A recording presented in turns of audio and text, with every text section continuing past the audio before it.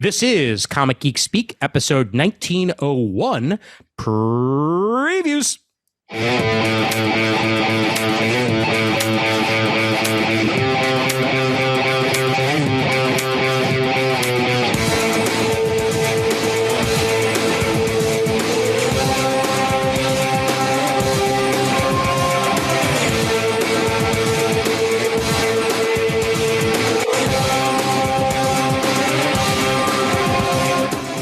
Welcome to Comic Geek Speak. I'm Ian Levinstein.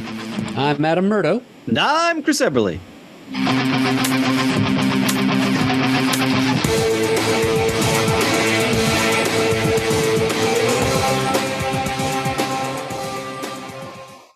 And welcome one and all to the show. Previews time. Previews with about just enough time before the end of the month in order for you folks to get your order in, because it's been one of them months and not enough days in the month. I swear to God, it has been one of those months.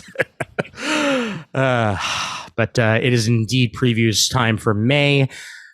Before we get into the previews, though, a bit of previews related news broke on the day that we are recording this episode, which is going to make things a little bit interesting moving forward here. As of September, Image Comics will officially be exclusive with Lunar Distribution for their single issues. They are leaving previews. They are leaving Diamond. They'll still be distributing their trade paperbacks via Diamond, but single issues, bon voyage. And bon voyage for even more companies, I feel like. Diamond is hemorrhaging at this point, gentlemen. Well, how many years have we all bemoaned the monopoly that Diamond had become? But now, you can see that monopolies have their convenient points. Indeed. Yep. As the old catalog continues to balkanize, and we have to keep looking many different places to bring you folks listening at home our responses to the solicit, because they're all over the place now. Yeah, one thing that at least there is already a Lunar catalog.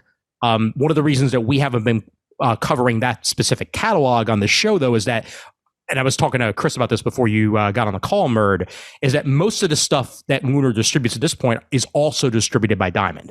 So there's no reason for us to double up on catalogs as of now. Come September, we'll find out whether or not Image has their own catalog or whether or not they're going to just be using Lunar's catalog.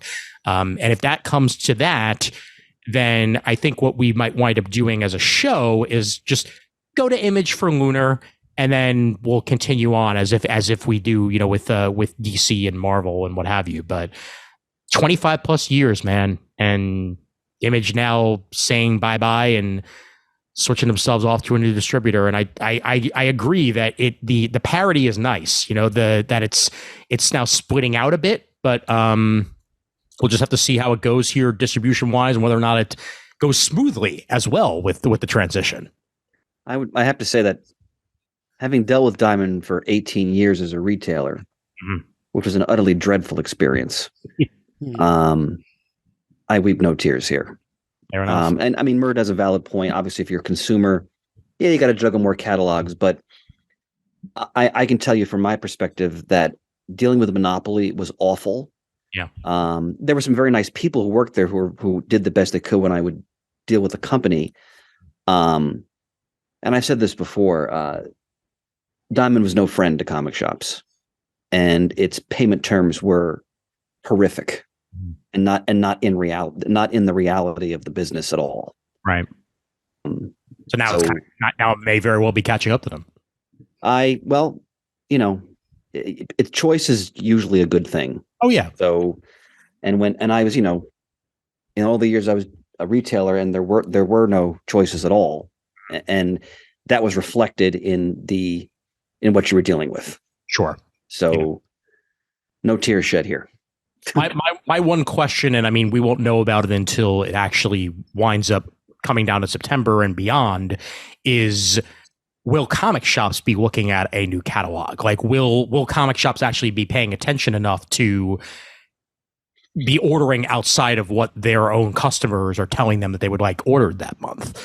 Will this affect how Image Comics wind up on stands and so on and so forth. But in the tumultuous reality of individual comic shops and, them waning a bit, to say the least, over the past couple of years, it'll just be interesting to see how it all turns out, man. Like whether or not they are willing to take the time and the effort to, go to that distributor even further. I mean, it's also not like they're only Image, because they're the same guys who do DC. So I guess there's already a relationship there with DC Comics. So, why not add one more to the pile? Congrats to Lunar, because those are the same people who do DCB Service, right? Right. Yep. So congratulations to them. And then Stock Trades, for that matter. Yep. So, because in my dealings with them as a consumer, they're wonderful. Of course. So, Yep. Well, we'll wait. We'll see what September brings, gents. We'll see what September brings. Either way, we'll be bringing it to you live and in studio. And by in studio, I mean on Zoom, as to what our choices are for the upcoming month. But stay tuned, and we'll be as surprised about it as you all are as we hit previews. Also, a quick note that you, the listeners, continue to help these shows happen.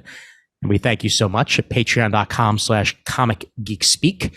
You could also donate to the show the old school way by using our PayPal donation button at comicgeekspeak.com/donate.php. And if you don't have the money to, be on the Patreon or to donate, that's perfectly fine. Just telling a friend about the show or leaving an iTunes review or spreading the word in any way that you can is just as important. And we thank you so much for that continued support of the show. Also, if you'd like to, send me a couple of bucks producing wise, patreon.com/comic timing. If you want to add yet another Patreon to your list, but that's up to you. Let me say, ladies and gentlemen, that's money well spent. Ian is an outstanding producer. Thank you muchly, my friend. All right, let's roll on over to the previews catalog for the month. And we got Red Sonja on the cover this month, issue 416, as the 50th anniversary of Red Sonja lies within. As we also get Berserker Poetry of Madness, another Keanu Reeves joint. The highest ordered comic in 30 years, it says. Indeed. Berserker. Yep. Well, people love their Keanu. What can I say? For one of the last times, and we can skip over Free Comic Book Day because that happened already. Let's head over to Image Comics, and starting off with a censored cover on page 44. Big Game #1, Mark Miller and Pepe Larraz with the art and cover, which they cannot show because it is too vulgar. So this is a crossover of all the Miller World concepts: Kick-Ass, Kingsman, Nemesis, the Magic Order. Indeed. Wow. Yep. It's it's a crossover that will certainly be bloody. that much I can probably tell you. But he's got tons of properties to work with, and he's got a great collaborator in Pepe. Art's beautiful. Look at that. Beautiful artwork, black and white artwork on display on page 45 as well. Mark Miller gets the crisis treatment, I guess. So we'll see how that turns out for everybody involved. I'm sure someone will die. Probably horribly. Yes, indeed. And for something completely different on page 46, Jeff Lemire, story and art by the one and only Jeff Lemire. So we get him Fish Flies. Gideon Falls meets Essex County, it's described as, in this dark, uncanny tale. Love it when Lemire pulls double duty. It's few and far between these days, as usually he's just on the writing chores. But I'm a huge fan of his artwork. And he hasn't missed a step by what we see on page 47. Oh, absolutely. Absolutely. It's loving draftsmanship. Absolutely. New tale of small-town surrealist horror. When a brutal and violent crime puts the life of an innocent teenage boy in the balance, sets off a chain of events in bucolic Bell River, Ontario, that will permanently change several residents' lives. Great stuff. Always happy to see anything Lemire. And then page 48 brings us the title of the year. Go for it, Murd. Yes. From Scotty Young, the unbelievable, unfortunately mostly unreadable, and nearly unpublishable Untold Tales of I Hate Fairyland #1 of 5. End quote. I almost feel like the #1 of 5 should be on the cover. Like Something else to pronounce, you know? Indeed. Man. Huge anthology series in the I Hate Fairyland world. Scotty Young and Dean Rankine, and art by Aaron Conley and Dean Rankine as well. And this artwork is just, it's almost, I'd say almost like Jonan Vasquez-esque in its execution. Very like late 90s Nickelodeon. Oh, yes, absolutely. Yep. Like, Real Monsters, for example. Indeed. Like Klasky Gborsk Supo look to it. So any of you fans of I Hate Fairyland, you've got more I Hate Fairyland to read. Yep. If you wondered what it would look like drawn by somebody other than Scotty himself, well, he's got a whole bunch of artistic pals who are coming on to give their slant of the I Hate Fairyland world. I agree entirely with your assessment, Murd. That is indeed the title of the year. Page 50, Antarctica #1. Stargate, you had me at Stargate, meets His Dark Materials. You lost me at His Dark Materials. Yeah, I know. I don't mind His Dark Materials, but only in small doses. I can't do like a full series of it. Like the HBO series lost me after a few episodes. I actually liked the movie. Shockingly enjoyed the movie, but I knew that there was, major changes and not including the original ending to it and what have you, thinking, well, we'll get to it in the second movie that never came. That's its own problem. But Antarctica #1, Simon Burks brings us Hannah. Is it Hannah? Sorry, I gotta scroll. Hannah. It's Hannah. It's Hannah. Okay, great. The type made it look like Hama, and I'm like, what? Oh, yeah. Hannah's life imploded the day her father failed to return from the secretive Smith-Peterson research station in Antarctica. Alone and on the street, she's at her lowest ebb when a friend offers help. Retained as an engineer, Hannah secures a job at the same Antarctic station to search for her father and stumbles headfirst into a conspiracy that threatens everything she's ever believed. The cover is beautiful. I really like the cover quite a bit. Yes, I agree. And the interior artwork is quite fine as well. Very murky colors. Gives it a very unique feel that way.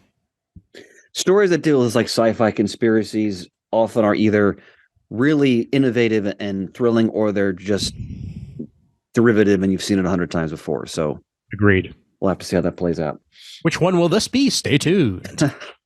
And meanwhile, on page 52, Per Evil. Murd, clearly this one's for you. I think I had a potential customer on screen a few minutes ago. Nice. Man-Eaters meets Mercy in this thrilling new horror. I know your cat's not evil, but what about this one? Probably. Purple fur, 6 eyes, Usually a good sign that it's not a cat you want to mess with. No, at the very least, yeah. Mm-hmm. No escaping the mewing evil. As someone who's allergic to cats, I say nay. Just looking at these, the promo pages they have here, art is fabulous. I mean, it looks really gory. It is. Good use of tone on the colors as well. Colors are awesome. Yep. Almost reminds me a little bit of Gary Frank. Yeah, good. Yeah, good call, Ian. But a little more toned down, I'd say. And the animal theme continues in the next page. Mm-hmm. Scrapper 1 of 6. Cliff Blazinski and Alex DeCampi, along with Sandy Jarrell on the art and cover. This one's a little less evil, to say the least. Blade Runner style action mixes with big emotion as Stray Dog Scrapper and his buddy Tang fight for justice against the totalitarian forces of post-apocalyptic Dome City. Don't worry, Mom. The dog doesn't die. Yeah, that's talking dogs. What's not to love? Art is wonderful too. It is, yeah. Oh, yeah. Wow. Look at that cityscape. Wow. I can imagine like Page the 55 in my head on the page here, waiting to be made in the one. Can't wait to go hug my dog now after this. And here on page 56, we've got a new miniseries from the mind of W. Maxwell Prince, who has brought us the Ice Cream Man. He's brought us the Ha Ha anthology miniseries of clown stories, and also the recently reprinted Art Brut. This thing, Swung Songs, Prince writes it, art and cover by Martin Simmons, and it's a collection of stories about endings. A variety of different senses. The ends of the world, the end of a marriage, the end of a sentence. Anything that could be construed as a story about an ending or the ending of a story can be thrown into this little anthology here. It doesn't tell us how many issues it is, but it's a mini-series, and it's from a pretty gifted author, and I recommend it. And my God, that artwork on the following page 57. It kind of looks like the Die Hard Nakatomi Plaza. Yeah, has gone to hell. So it's Die Hard meets Inferno. Indeed. Yippee-ki-yay! Ah! Oh, I hope that wasn't a hostage. Oh man, Jerry Duggan and Jay Lee on page 58. I know. Wow. I didn't know Jay Lee still drew things. He definitely is here. Man, but that's a great team. Along with co-writers Kelvin Mao and Robert Wyndham, bring a 3-issue mini titled "This Ends Tonight." Action-packed, which tells interconnected stories of violence and mayhem in Las Vegas. Oh man, definitely violence and mayhem on those sample pages in 59. Jay Lee hasn't skipped a beat. Mm. That's really good stuff. Still love his Inhumans series. Oh, that's a classic. Oh, one of the best. And great Paul Jenkins, always a writer I appreciate. Mm-hmm. Page 60. Look at that Mike Allred variant cover. Which is a great compliment for the shaky cane interiors. Indeed. Yep. Jordan Thomas on the writing for this one as well. Legendary British artist Shaky Kane from the Bulletproof Coffin, along with Jordan Thomas. I love this description. The hard-boiled noir of L.A. Confidential, a favorite movie of mine, mixes with the bright alien-filled worlds of Futurama in this crime epic. Yeah, you got me. Especially, I'm just drawn to the creepy Peanut. Yeah, store. Peanuts on page 61. Mr. Peanuts had a bad day.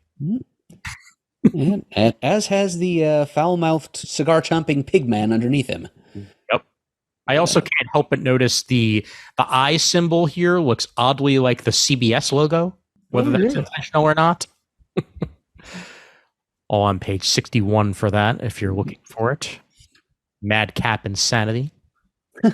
Madcap, good word, Ian. Good word. Thank you, sir. Thank you. And page 63. This is 20th anniversary edition of Wanted #1. Mark Miller and J.G. Jones. I remember reading that when it came out and swept away by it. It was excellent. Then the movie came out and I was like, all right, so they changed it. Yep. Almost completely. Yep. Like, hey, you wanted superhero action? Well, we didn't do that. Still not a bad movie. It's just not at all what the comic is. It's basic premise, and then they changed it all to spy action thriller stuff. Yep. No secret cabal of supervillains that have taken over the world while you weren't looking. Which was the most interesting part, frankly, of the original story. Not to mention that J.G. Jones drew Eminem and Halle Berry, and neither one of those two starred in the movies. Remember that quite well. It's like, oh, yeah, wow, I could see Eminem playing that role, and then he didn't. Page 64 brings us Alex de Campy's Parasocial in hardcover. thrilling psychological suspense story perfect for fans of Stephen King's Misery, and Scream, where toxic fandom hits a new level of scary. Well, I live on the internet, so, that was... Yeah. Hardcover edition. So check it out. Like the look of the preview pages on the following pages as well. Some fake Twitter and text messages to go along with it. Ooh, look at that cover. Yeah. All Against All. Alex Packnadell's trade paperback. Sharp mind and vibrant art mesh brilliantly to create this brutal, fascinating, and visually stunning sci-fi world. Are the words of James Tinian IV when describing All Against All. Available in paperback here. First 5 issues of that. Page 66. And anybody who wants to see behind the scenes of the Invincible animated series, season 2 will be happening this year. We don't know when, but it will be happening. Check that out on page 67. Another great title. Good Comics for Bad People, an extra fabulous collection. Zach Stafford on page 68. I love the copy. Marks' graphic novel debut and features all the laughter, absurdity, and bodily fluids that have made his worldwide mega hit webcomic so infamous. It's everything you want in a comic book and more. Oh, great. Check it out, page 68. Robert Kirkman's Oblivion Song and De Felici Compendium. Art by Lorenzo De Felici and Annalisa Leone. First, all 36 issues of that collected for only $50. Not a bad price. Have you read this series, Ian? I have not. No. Nor have I. Yep. This is a decade ago, 300,000 citizens of Philadelphia were suddenly lost in oblivion. Well, you Pennsylvania people, I'm sure. I've got the first 3 issues or so in the pile somewhere. Nice. Also, a good name for a protagonist, Nathan Cole. Well, check this post-apocalyptic world out, all 36 issues of that. Once again, only for $50 before any sort of discount. Available on August 9th on page 71. And Radiant Pink on the next page, 72. All in that radiant black universe. Speaking of Jeff Lemire art and story, Royal City in full compendium form. All 14 issues of that available on page 73. All right, scrolling down further, Radiant Black Volume 4 available on page 77. Any of you folks that are looking to catch yourself up on the next chapter of the massive verse, there's Volume 4 waiting for you. Still one of the most exciting superhero comics on the stands. Oh, there you go, Ian. Battle Chasers 11. Yes. Page yes. 78. An 11th issue came out. How about that? Well, it hasn't come out yet, but still, it's coming out in July. Yeah, good point. It could still be delayed. It probably won't be, but it could. I want to pause here if you could. Next comic talk, 2 books I'm going to talk about at some length are Dead Romans and Deep Cuts. So I'm looking forward to discussing both of them. Nice. Very nice. I have to catch myself up. I got to track down Firepower because I love the first couple of issues of that. Yeah, you raved about that. Yeah, and we're up to issues 25 of that already. Available on July 26th. Kirkman and Somni's Epic. Anybody who's a fan of Iron Fist, that is your comic. Right. Scroll ourselves down. Let's see. What small words did I have to say about Saga this month? If it's here, I don't... Wait a minute. Go to page 90 if you would, please, sir. 90? Okay. Page 90, sir. Yeah, very exciting that New Burn is coming back. Yes. Chip Zdarsky, the David brothers, and Jake Phillips and Nick Dragata on the art.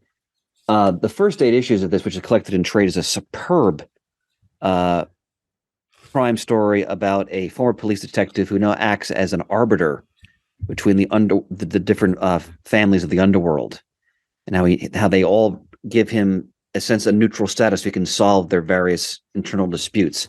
Really imaginative concept. Jacob Phillips is Sean Phillips' son, so that should tell you enough about how good his art is. Mhm. And it's Chip Zdarsky, just the peak of his scripting powers. This is a great series. So I'm Nice. looking forward to his return. Good to hear. I've heard great things about it. I just haven't actually picked it up yet. On the long list of things that I need to buy. Yes, no Saga in the previews Saga, yeah. this month. All right, over to Boom. Started off with a gem of the month, Sirens of the City, issue 1 of 6. Joanne Starer on the writing chores and Kari Randolph on the illustrations. Big Kari Randolph fan. Brand new, powerfully topical urban fantasy for fans of Black Cloak and Chroma. And guess what? It takes place in New York City in the 80s. So they know who they're making this one for. Yep. Runaway teen Layla struggles to survive on the mean streets far from home, but now every supernatural creature from the darkest corners of the urban grime is after Layla, and a child to be she never wanted growing inside her. Gritty urban fantasy available for this. Kind of, I mean, even the description kind of has like a more grounded Buffy description. Reminds me a little bit actually of the vampire slayer that was in New York in that series, the one that Spike dealt with in the 70s. Oh, fantastic flashback episode. Yep. Well, check that episode is so good. It's great stuff. Yep. Issue that's page 102 for that. It's going to be a 6-issue mini. This is issue 1, 32 pages per issue. Once again on page 102, and wow, look at that David Mack great cover. Still got it. And good use of color on the mostly black and white pages. And sound effects. Yep. And the eyes are blue as well. Well, the aforementioned Buffy episode is in season 6. For those interested. Mm-hmm. And here we are, gem of the month on page 106. I love saying it, Berserker. Yeah.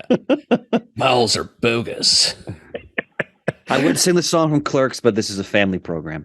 Yes. God. Rufus. All right.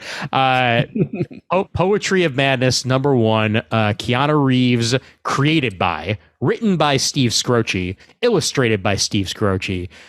That's a great pedigree in and of itself. Colors by Dave Stewart. Like okay.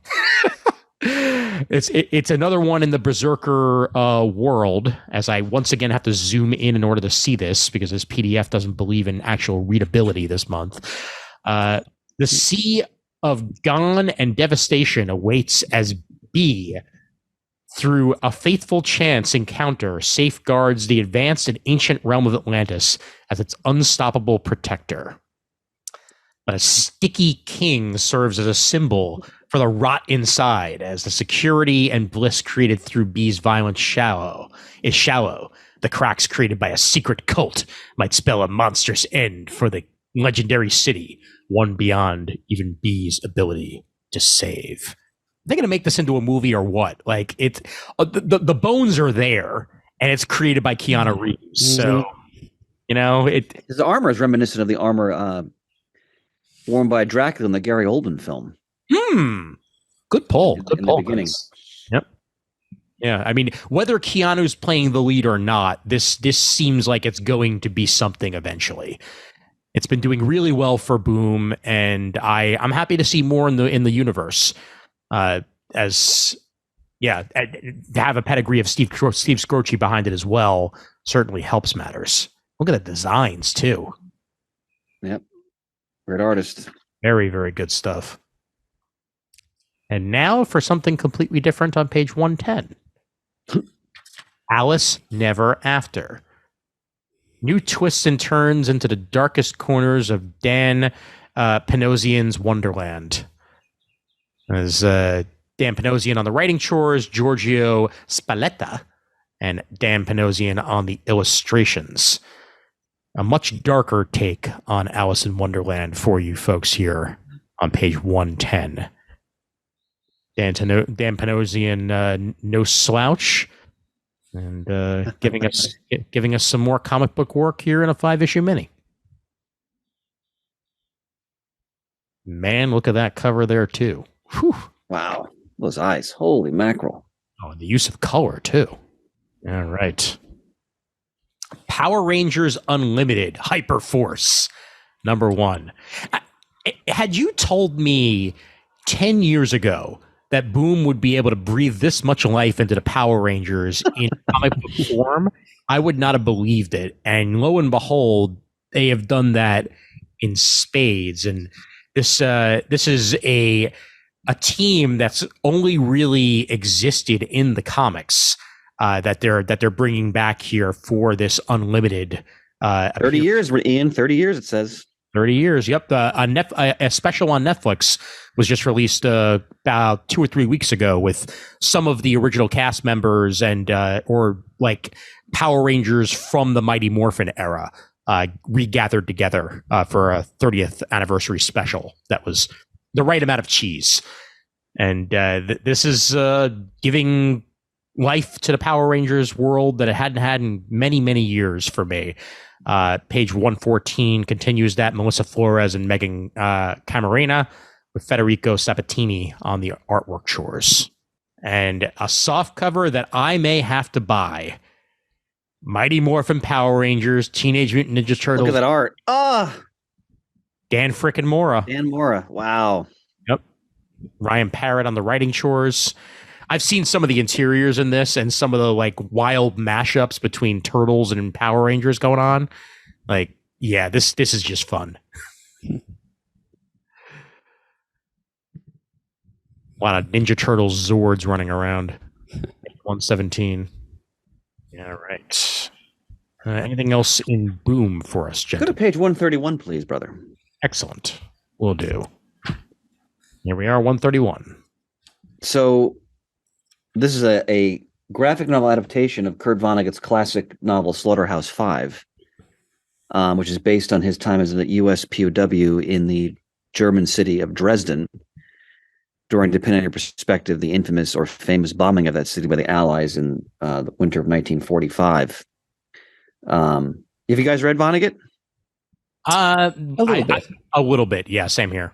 Okay, I mean, I'm a big fan of his work. I haven't read everything he's done, but what I've read, I loved, and this is a great novel of the 20th century. So I'm looking forward to seeing it in a graphic novel adaptation, especially with Ryan North as the writer behind it.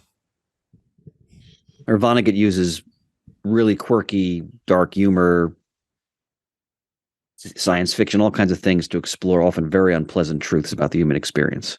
Mm-hmm. All there for you on page 131. Giant Days Library Edition, Volume 2, available on 133. You want Giant Days in giant form? Then this is for you. Page 133. And guess what? That ends Boom. And guess what? That means it's time for DC. All right, switching books. Yep. Switching. And so the book is consumed with the new storyline, Night Terrors. Yes. Shane is not with us today, but we had a text thread going where Shane was like, I don't know about this one. and I kind of agree to a point. I mean, we'll see further on. Like, wow, they're all in on this. Holy mackerel. They are. And part of me wonders, I theorized this to 15 Shane. pages in the catalog. Wow. Go ahead, sorry. Shane described it kind of as a convergence style event, and I may agree with that, as we know that there have been some editorial changes over at DC, and with Jim Lee taking further control over the line and what have you, that this may kind of be like I wouldn't quite say filler event, but one that they had banked so that they could give people a moment to breathe and then go back to regularly scheduled comic books afterwards, already in progress. That kind of feels like what this is. In other words, it's a month that I wouldn't be surprised if a decent amount of people skip, unfortunately. But it's July and August they're doing it. Yeah. Okay, then 2 months that people may theoretically skip. But it's a summer event, so hey, but I mean it's being written by Joshua Williamson. That's no slouch. Art and Howard Porter on Night Terror's First Blood, which is here on page 2, and Howard Porter's art is at the top of its game here. Look at those black and whites. Yeah, man, makes me nostalgic for Underworld Unleashed. Indeed. Batman, Superman, and Wonder Woman find the body of one of their earliest enemies inside the Hall of Justice. Their investigation takes them past the land of the living, beyond the land of the dead, and directly to a new villain called Insomnia, who uses his power to engulf every single hero and villain in their own dark and twisted nightmares. The only way to save the world is to call for help from an unlikely foe. One of my favorites, Deadman. That's what has me interested in this entire thing. And issue 2 has Wesley Dodd, the original Sandman, in it. Yes. That's interesting to me. Yeah. Plus the fact that this whole thing sounds very much like it's a Dr. Destiny story. Mm-hmm. Mm-hmm. In fact, he's mentioned by name in the solicit for one of these one-shots. I forget which one. Yep. Night Terror is number 1 on page 4 for further reference there. Night Terror is number 2 on page 5. And then Night Terror's Batman is also being written by Joshua Williamson. So Williamson all over the place with this. Doing the Superman one too. Yep. On page 10 with art with Tom Riley.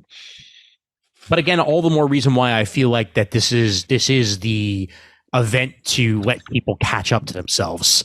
If Joshua Williamson's doing this much of it, that it's again take a few months to breathe and then go back to making the Dawn. I think it's a solid theory, my friend. On page 12, Night Terror Shazam 1 by Mark Waid and Roger Cruz. Mm-hmm. Yep, the X-Men Alpha team reunited again. Oh yeah. Yep, and on the page facing, page 13, there's a Black Adam one-shot written and drawn by Jeremy Hawn. Ah, wow. There's some great creators on these books. Yeah, those two that we just mentioned, I think I'll probably pick up because of character and creators, certainly not out of any curiosity about the event itself. Night Terror's Green Lantern, Jeremy Adams and Alex Segura. So, Jeremy Adams is now the regular writer of Green Lantern, so it's not like they're not having creators involved. Night Terror's Shazam is Roger Cruz and Mark Waid. Night Terror's Titans, Andrew Constant and Scott Godlewski. And going further back, actually, to the... Where was it? Here we are. The Robin one, Kenny Porter and Miguel Mendonça. Both of these are not names that I'm familiar with, but that cover is amazing. Ivan Reis, it says. And yes, it is. That explains it. Yep, exactly. So you give me an Ivan Reis cover, and I'm like, oh man, I wish there were Ivan Reis interiors, but yeah, so it goes. Yeah, it does appear that these Night Terrors one-shots are taking the place of the regular monthly issues of all the respective series. So there's not like a regular issue of Action Comics or Shazam, etc. It's just these one-shots instead. Tom Taylor not writing Nightwing in this Night Terrors, by the way. I saw that, yeah. Tim Seeley on the Night Terrors Angel Breaker with Aki Bright. And underneath that, Dennis Culver writing a Zatanna story with Machine Man in there. Not Machine Man. Robot Man. Robot Man. Thank you. Yes, I was close, but no cigar. Robot Man there from Doom Patrol on page 14. Yeah, art by David Baldeón, which is also a plus. Mm-hmm. I liked his stuff on the IDW Micronauts series a couple years ago. Oh, that's right. Ed Brisson and Dexter Soy giving us a Ravager Night Terrors one-shot. Nice to see Ravager getting any sort of spotlight. Page 15. But then, a breath of fresh air, not involving Night Terrors. Hawkgirl gets an ongoing miniseries. Yes, thank you. I got my hopes up until I saw the words of 6. So I'm like, all right, fine. But it's Jadzia Axelrod, writing a Zatanna story with Machine Man. Both of these are not names that I'm familiar with, but that cover is amazing. Wonder if she was named after a Deep Space Nine character. Uh, art by Aman K. Nahopan. At least that's my best guess on the. You tried, honey. You tried. Always got to try. All there on page 16. And Aman K. has worked on Wonder Woman, Detective Comics, and The Flash before. And bringing us a Kendra Saunders book. As Kendra continues to be the hawk girl of this particular era of DC. All right, page 18 is exciting. Yes, it is. Wow. World's Finest Teen Titans, Mark Waid and Emanuela Lupacchino. So retellings of their earliest adventures.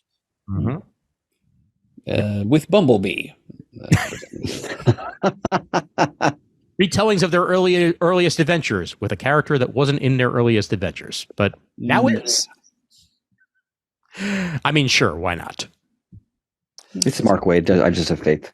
Exactly. Yep. Yeah. It's a fine-looking Chris Samnee cover. Better believe it. Yeah. And the interiors look pretty darn sweet as well. They do. Yep. Kind of reminds me of the Dodsons, actually, on the artwork there. Yeah. Love the design for Bumblebee. Talking about Bumblebee, both in and out of costume. Big fan of that. This is going to be a 6-issue miniseries. And then Tales of the Titans on page 20. Shannon Hale and Dean Hale, along with Javier Rodriguez. The great Nicholas Scott cover. Oh, yeah. Wow. I don't think I've ever seen Nicholas Scott channel George Perez this well. Yeah, it's a beautiful cover. Oof. So good. So good. And this is does it say how many? I guess it's an ongoing this time around because I don't see a of 6 anywhere or of 8 or what have you. Yep. I would guess it's going to be open-ended like the original Tales of the Teen Titans or New Teen Titans. Yep. As long as it sells, they'll make it. Good for them. As this particular issue will focus on Starfire, and then from there we'll go to other members of the Teen Titans as we move forward. I read the first issue of John Kent by Tom Taylor. Excellent.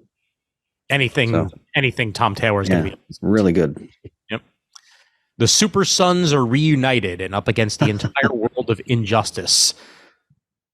As this is the penultimate issue of that multiversal crossover going on page 21. I every single time I even read the solicitation for this, I think of the Superboy Hypertime arc. Like that's what this is reminiscent of for me. Hypertension. Yes. Yeah, those giant chains help. You know, that cover image of Con-El chained to that giant bomb that was going to blow him out into hypertime. Yep. Good point, Murd. So it was a good story. And speaking of Con-El, issue 4 of his 6-issue miniseries, right underneath that on page 21.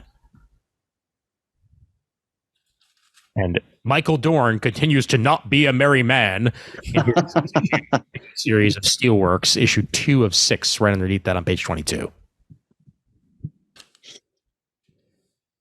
Batman Brave and the Bold, issue 3, written by Tom King, Ed Brisson, Christopher Cantwell, Colin Kelly, and Jackson Lanzig. Art by Mitch Gerards, Jeff Spokes, Javier Rodriguez, and Jorge Molina. My God. The Stormwatch break into Star Labs to retrieve malware, a living computer infected with a virus that, if weaponized, could cause global chaos and a complete meltdown of the world's technological infrastructure. That I'm in on. That sounds like a great premise for a character right there. Man. And Orders of the Black Lamp is Cantwell's, as Superman teams with a person he never thought he'd see again, as the mysteries of the secret location the Man of Steel has been led to are revealed.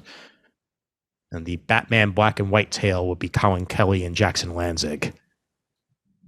A different Gotham City where Batman is a young, arrogant monster hunter about to be hunted by a legion of bats. Humbled by a legion of bats. Humbled.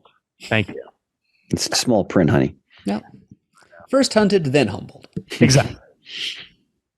I'm when you get to it, I'm so excited about the content of page 30 that Oh yeah, that does look terrific. yeah.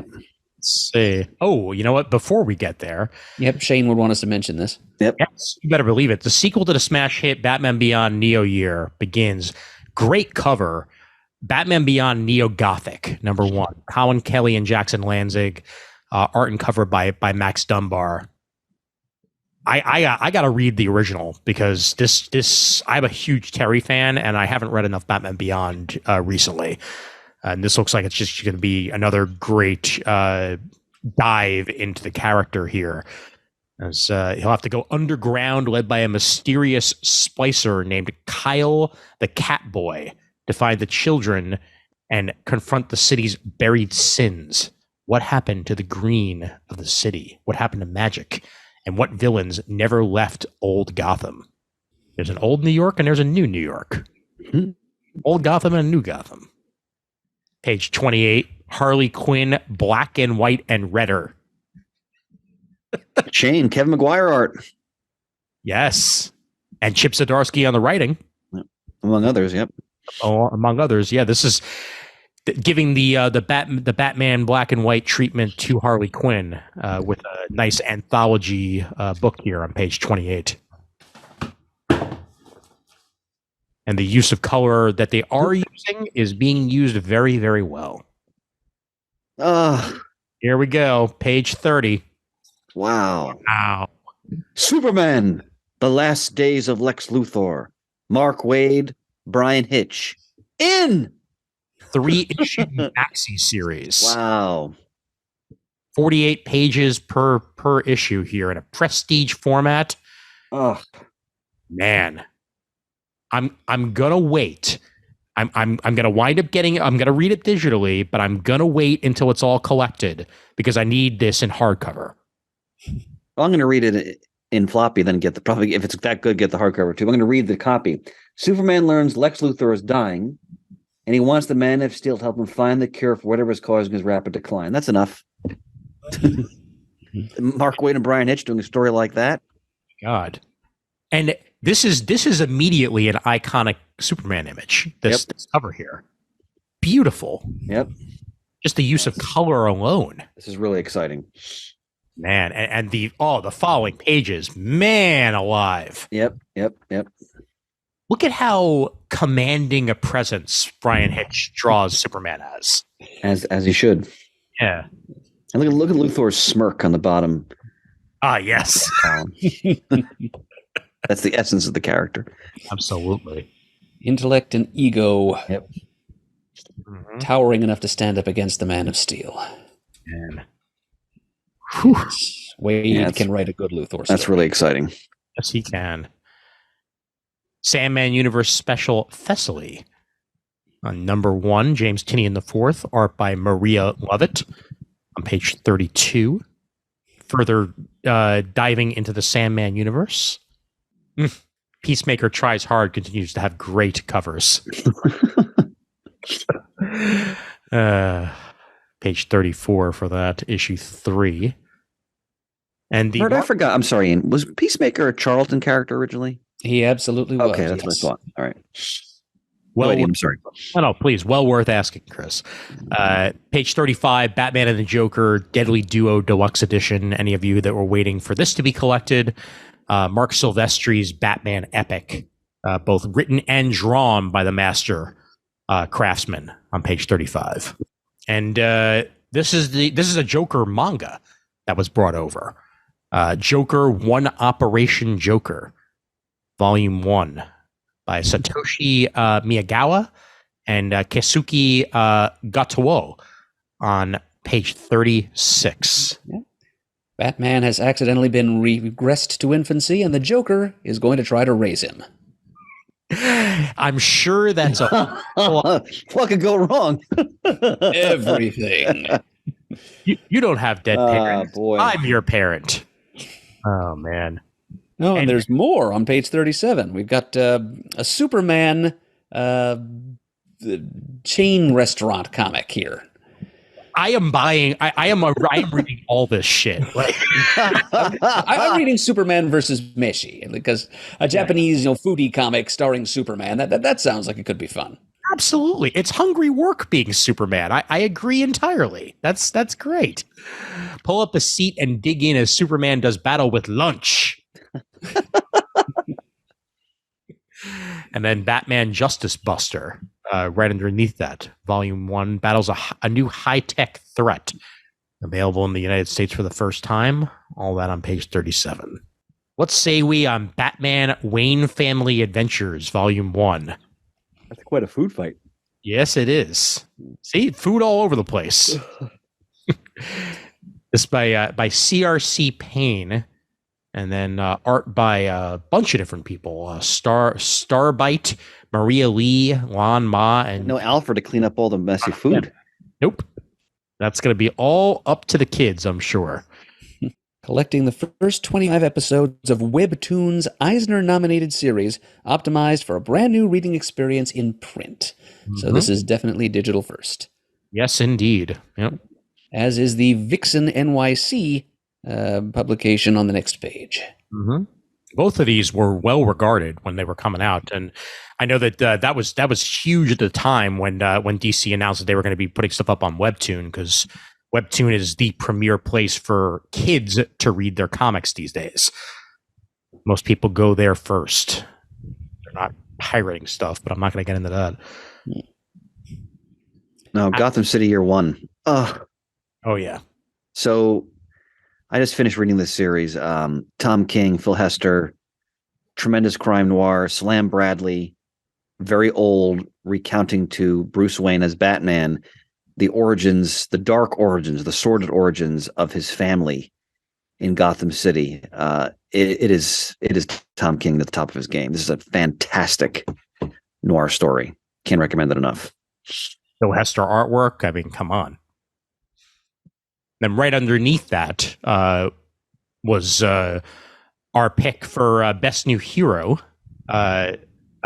page 41 there, Batman Superman World's Finest Volume 2, Strange Visitor. As we get further into the World's Finest team, Wade and Mora have been knocking it out of the park every single issue. With I just started reading this series finally. It is so good. I mean, you want to talk about a comic that just feels classic and new at the same time. Yep. It's quite they walk that rope, that tightrope. It's superb. They really do. Yep. And then Diana and the Hero's Journey. Grace Ellis and Penelope Rivera Gaylord bring us a tiny Wonder Woman adventure here, when a young and rambunctious Diana, along with her trusty goat Phyllis, insert screaming goat noise here, accidentally destroys the painstaking preparations for a festival celebrating the story of Hero, the first hero in Greek mythology. She must embark on a painful journey to clean up her mess. Absolutely adorable, page 42. Beautiful art, the next page. Yes, indeed. Yeah. All ages fun here for the whole family. Mm-hmm. Yeah, basically a Wonder Tot story, only with better grammar. Mm-hmm. And then page 44, Cinna Grace bringing us a Superman story. Cinna Grace had an excellent run on Iceman over at Marvel a couple years back. And this is all about Clark Kent's idyllic teen life is wrenched away when the death of a classmate rocks Smallville. As he and his friends grieve, the challenges they face become darker, more complex, and deeply insidious. For the first time in his life, Clark must grapple with life's biggest questions and confront his own mortality, or lack thereof, in order to become the hero his beloved town needs. Cinna is great at getting to the heart of characters, and it looks like he's going to be doing exactly that here on page 44. So really looking forward to this one. Superman, The Harvests of Youth. Again, great artwork as well. Yep. Good old Lana and Pete. Mm-hmm. And now for the how many books can we cram onto a page section. Danger Street, man. What a trip that book is. Whew. Yep. Issue 7. And wow, look at that. World's Finest, issue 17. Yes. World War AI. Bunch of awesome androids on that cover. Mm-hmm. And looming larger than life over all of them is the classic Fawcett villain, Mr. Atom. Murd. Good catch. Yep, it does say at the bottom here, it's the story will lay threads for a menace that will soon pop up in the pages of Shazam, so I'm assuming that's the guy. Mm-hmm. Excellent. The next page, I'm really excited that Dark Knights of Steel is ending because I got the first 6-issue hardcover, which is outstanding. I mean, it's an Elseworld. I mean, they don't use the term anymore. That's what it is. Where the three icons are essentially in a Game of Thrones type environment. Tom Taylor, Yasmin Putri, it's tremendous. But then I missed issue 7. I couldn't find it, so now I'm waiting for them to finish it, and then of course I'm looking forward to the conclusion. Don't be surprised if the terminology Elseworlds comes back, especially now that James Gunn is using it over at the movie side. It's a great brand. I don't know why they would dump it, but then I just yesterday realized that they're not using HBO anymore, which is one of the most recognizable brand names entertainment in the whole world. But hey. No. They are using HBO. It's just not the name of their streaming service anymore for no reason. So okay. That's great. Yeah. You guys have fun with that. Yeah. Also, I can't use Netflix anymore. All right. Anyway. I always got to know they just astonishing how long Looney Tunes has lasted as a comic. That's wonderful. Issue 273. $2.99. Yep. As well it should be. Hold that line at $2.99 as long as you can for a kid's book like that. And we're up to issue 7 of the Justice Society of America book that Jeff Johns and Mikhail Janin have been putting out. All on page 47. Oh my God. Look at that multiversity Harley screws up the DCU cover. Amazing. Marco Zorro. Yep. Not only did you try to steal that nice lady's necklace, you made me spill my popcorn. And in a world where Batman does not exist. Great. Ooh, facsimiles, My Greatest Adventure number 80. Yes. Man. Doom Patrol at its origins. Page 48. Arnold Drake and Bob Haney. One of Murd's old-time favorites. Yep. What do they call his universe? Is it Planet H? Murd, the Bob Haney world? Oh, Earth B. Earth B, that's right. For Brave and the Bold, or for Bob. Yep. Or I won't say it. Love this guy. Ed Brisson's Batman Incorporated Volume 1, available on page 50. Any of you who are waiting on that now get the first 7 issues of the return of Batman Incorporated. Always loved the concept of Batman Incorporated. Happy to see it back in any form. And wow, Batman the Audio Adventures. Dennis McNichols brings this together. It's basically an adaptation of the audio drama that they had been doing. Now art with Anthony Marquez and Jay Bone along for the ride on page 51. And there's Dark Knights of Steel Volume 1 in soft cover, which I highly recommend. On the left-hand side, Batman Under the Red Hood, the deluxe edition. Oh, Judd Winnick. Yep. One of the best and most important Batman stories of the last 20-odd years. 2000s that came out, right? Mm-hmm. Yeah. Very excited on page 55. I'm not going to be getting in. Shane will dread this, but they're collecting the Batman adventures in an omnibus. Mm-hmm. $150. Ready, Shane? 1,176 pages. Wow. Man, oh man. So if you love the animated series, they had a comic that came out as an accompaniment to it, which, Kelly Puckett, Paul Dini, Ty Templeton, Bruce Timm, good stuff. Absolutely. Yeah. So that's 36 issues of that monthly comic, 2 annuals, a holiday special, a black and white story, and the Mad Love one-shot involving Harley Quinn. Very famous book.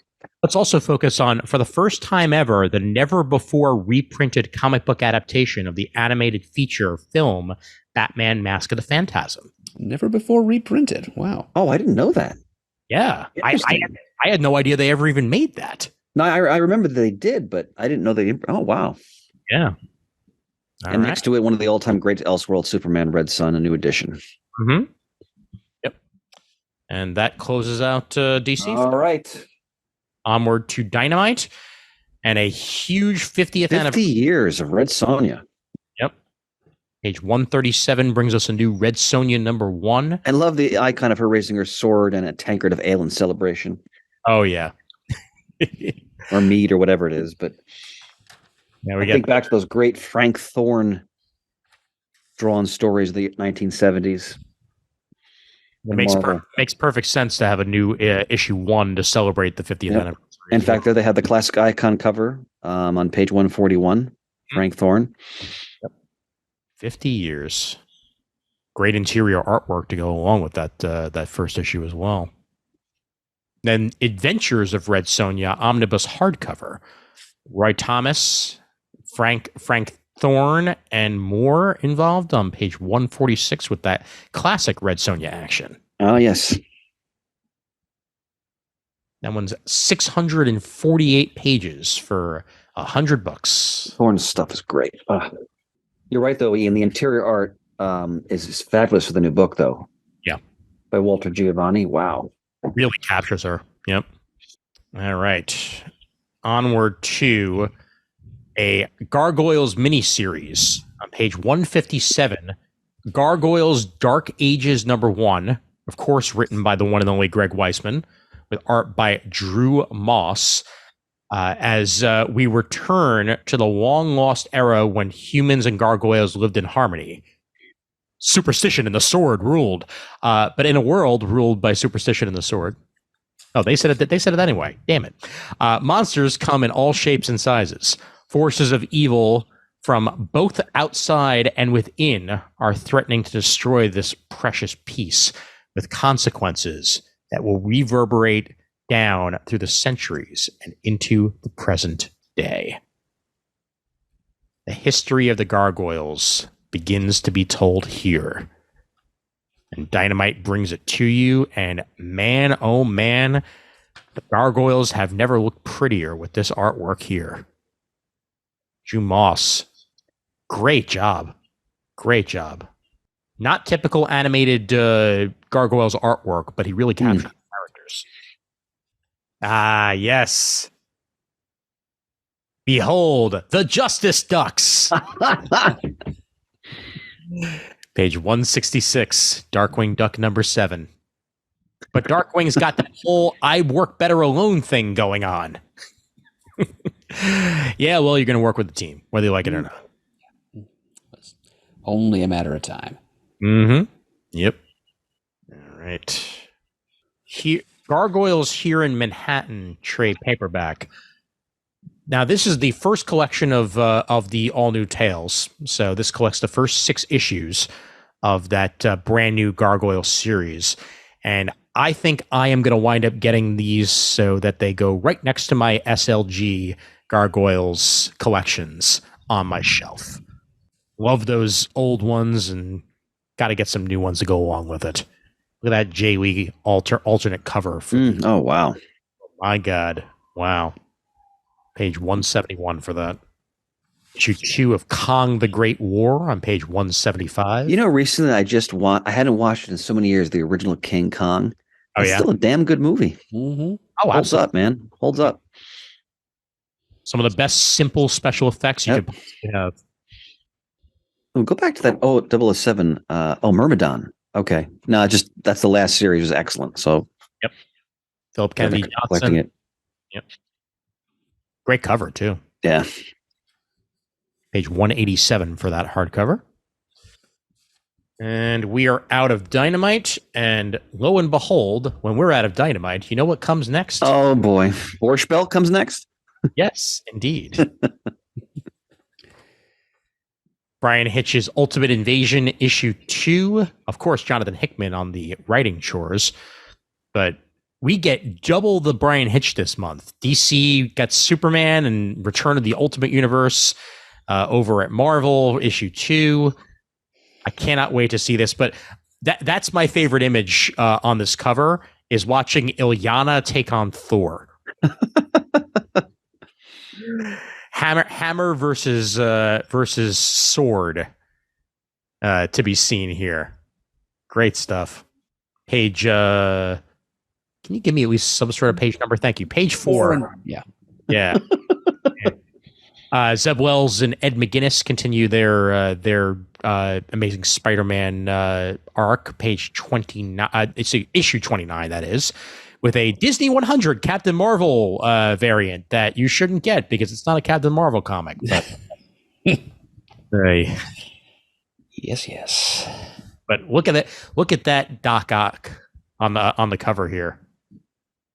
That is a paunchy Doc Ock. It is. He's got to have the paunch. Issue 30, page 5.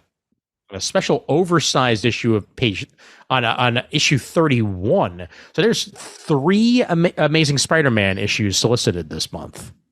How about that? Fallen Friend number 1. All will be revealed. We already know. And I'm not going to give it away here, but it's all over the internet. And I don't know anything about it. I've avoided spoilers this far. Well, continue doing that, sir, until you read the comic in question, and then you'll probably be like, "Oh, that's what they did." Is this a Spider-Man story? This is sort of a Spider-Man story. Yeah. I think I've seen what you're talking about here, Ian, and Wait, does the book come out the end of May? No, they're just that's when the official announcement will be. Oh, okay, all right. Yes. Even though they've kind of already did it, there was a leak online that may have very well came from Marvel themselves, and they decided to leak it before the 31st. The comic that this will make sense for comes out on the 31st, but the actual news on what happens is already floating around the internet because they made a freaking press release for it. So. Yeah, this is a character who will figure prominently in their upcoming film release plans, so don't expect this death to last. Oh, none of the deaths last ananymore. Like, come on. It's almost laughable when they make such a big deal about things. I know. This. It's going to be on a par with the death of Doctor Strange last year, which didn't even last 6 months.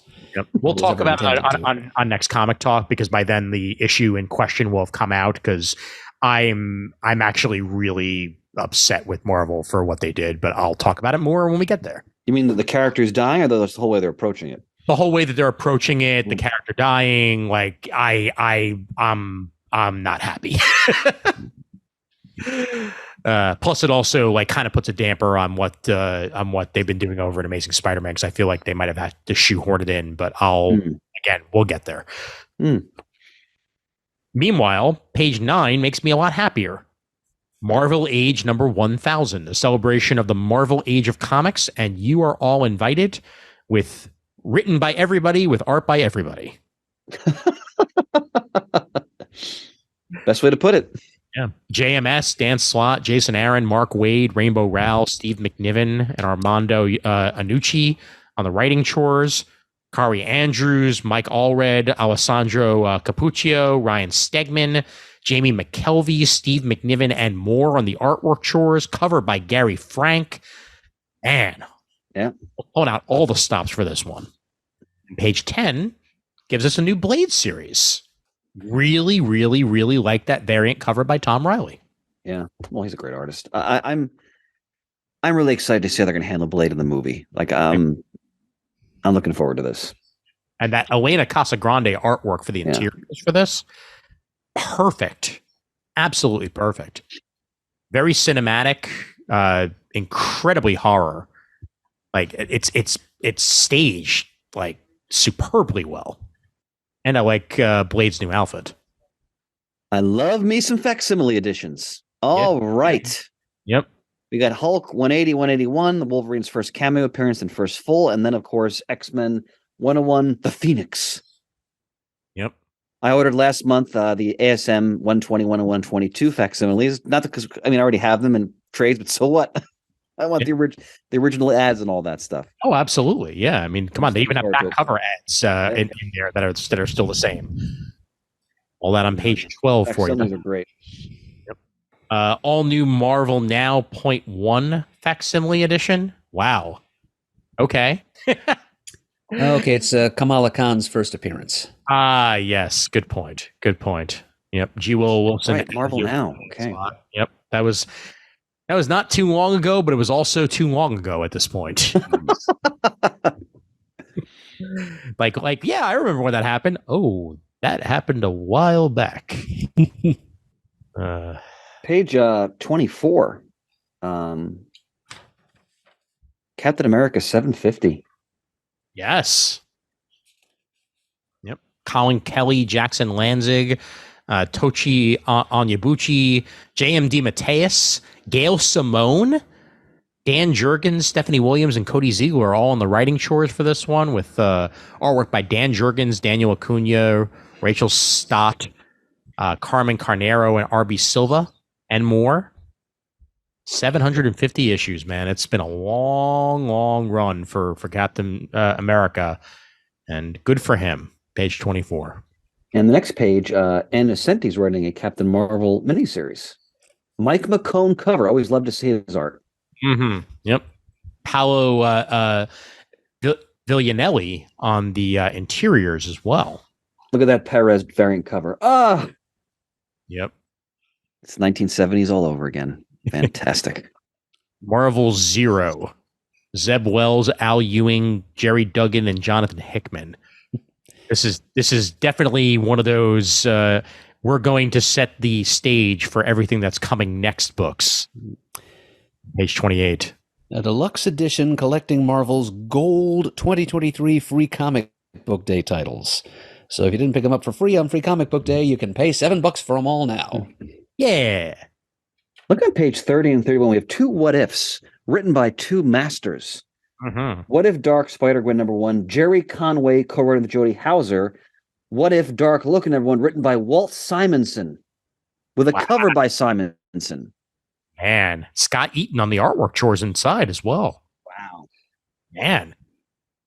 Okay. And look at this. X-Men Days of Future Past Doomsday, #1 of 4. Written by Mark Guggenheim.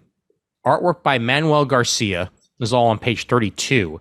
The cataclysm that leads to the X-Men's dystopic future. This is the build-up to the classic story. Yeah.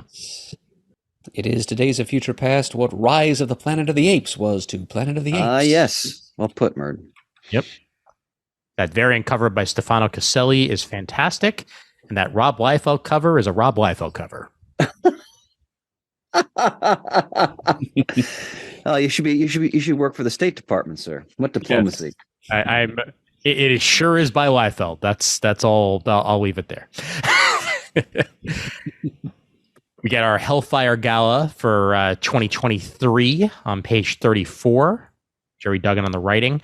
I get Chris Anka artwork on the inside, and that makes me a happy camper. Plus Russell Dodderman, Adam Kubert on X-Men. How about that? Pepe Larraz, R.B. Silva, Luciano Vecchio, and more.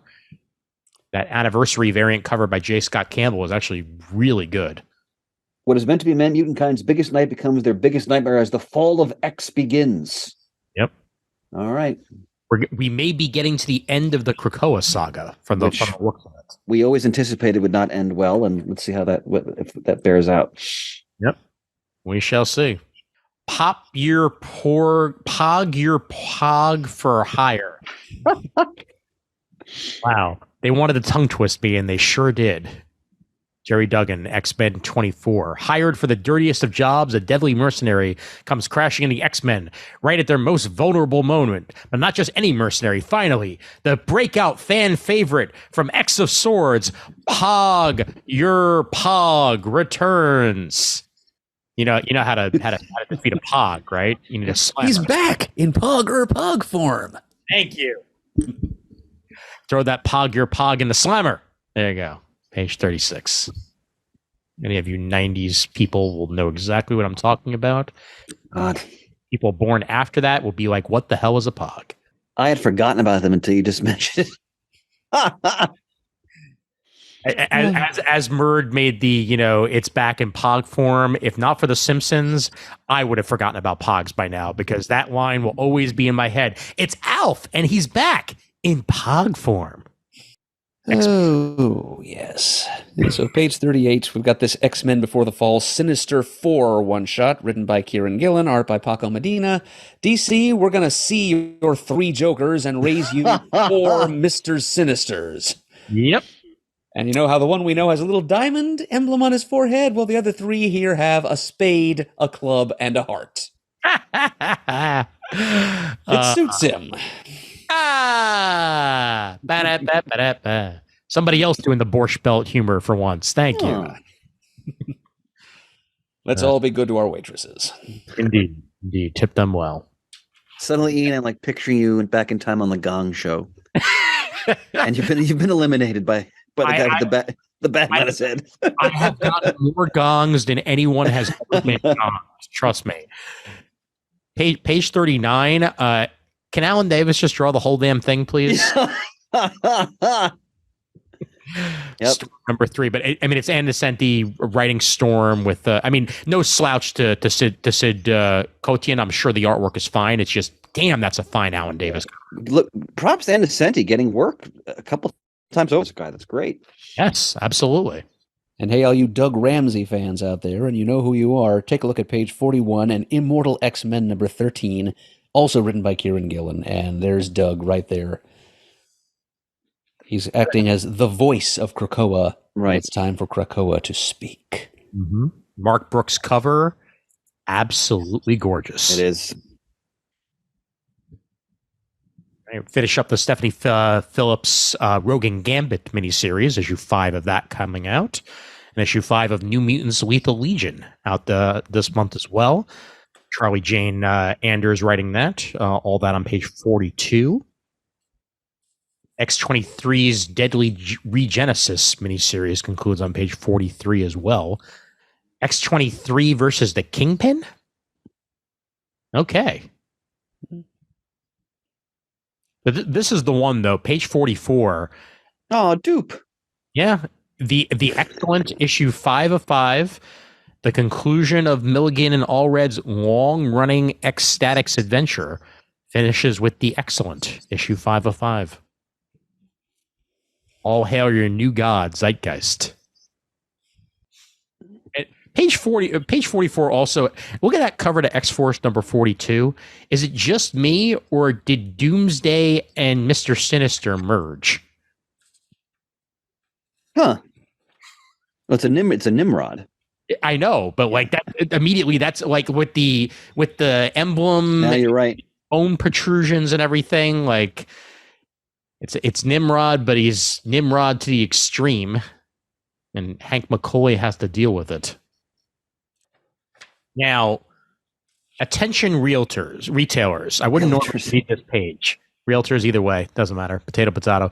Due to July 4th holiday closures, August 23 week 1 comic titles that would normally have a final order date of 7/3 have been moved up a week earlier to 6/26. Marvel will have no comic titles on the 7/3 final order cutoff. So do keep that in mind, anybody who is looking to submit their stuff next month. That will indeed be the case. This has been your public service announcement. Well done, sir. Thank you. Great Mark Bagley cover there for Spider-Man number 10. It's put on page 53, a great tribute cover for Miles Morales Spider-Man. That's a tribute to the John Romita Jr. classic ASM 238 first appearance of the Hobgoblin. Yep. Based on his art. Yeah. No, great work on that one. Miles Morales Spider-Man number 8 on page 53. Venom Lethal Protector 2, issue 5. Venom faces a doomsday scenario. And who does he face, Chris? Doom. Thank you. Richards. Page 55. Avengers Beyond number 5. Derek Landy and Greg Land's 5-issue miniseries ends. And sorry, guys, New York has fallen. It was bound to happen, but unfortunately, New York has fallen. Page 58.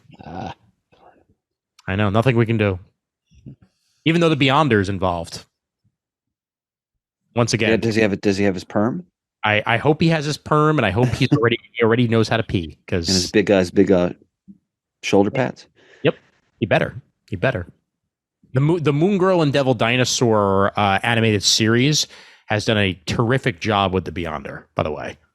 Beyonder shows up many times. Really? Oh, terrific. Voiced by the one and only Lawrence Fishburne.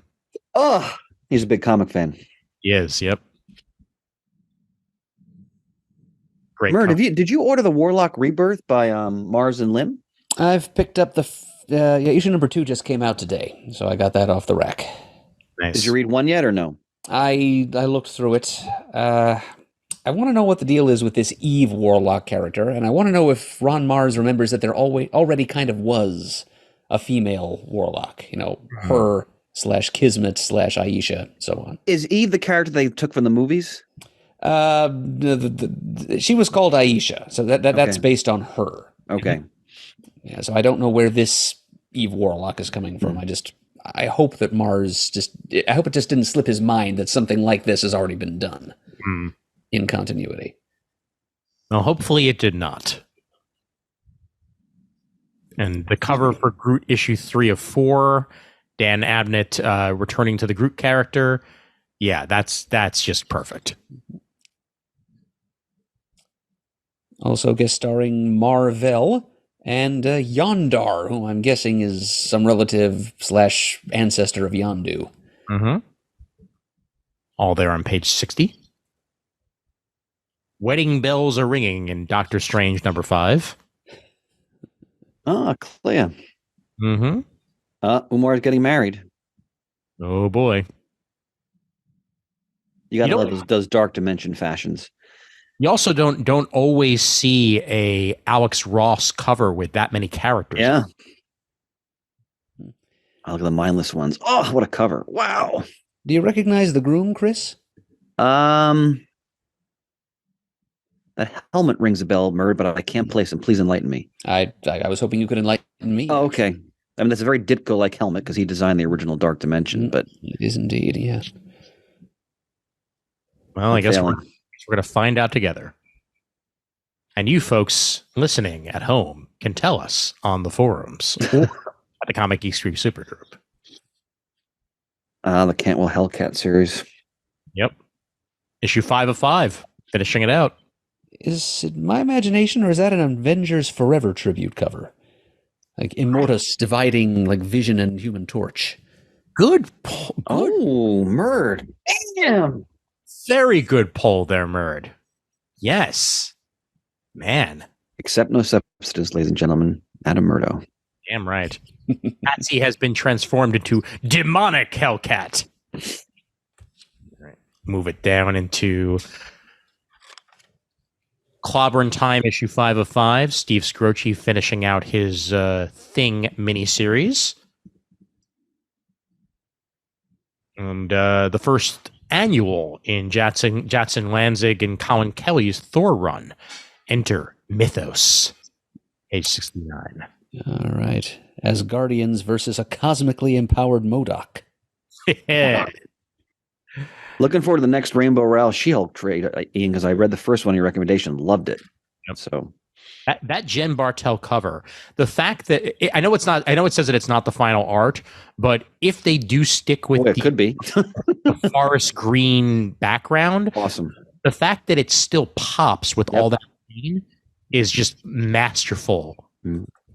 That's just so great good. Stuff. Yep.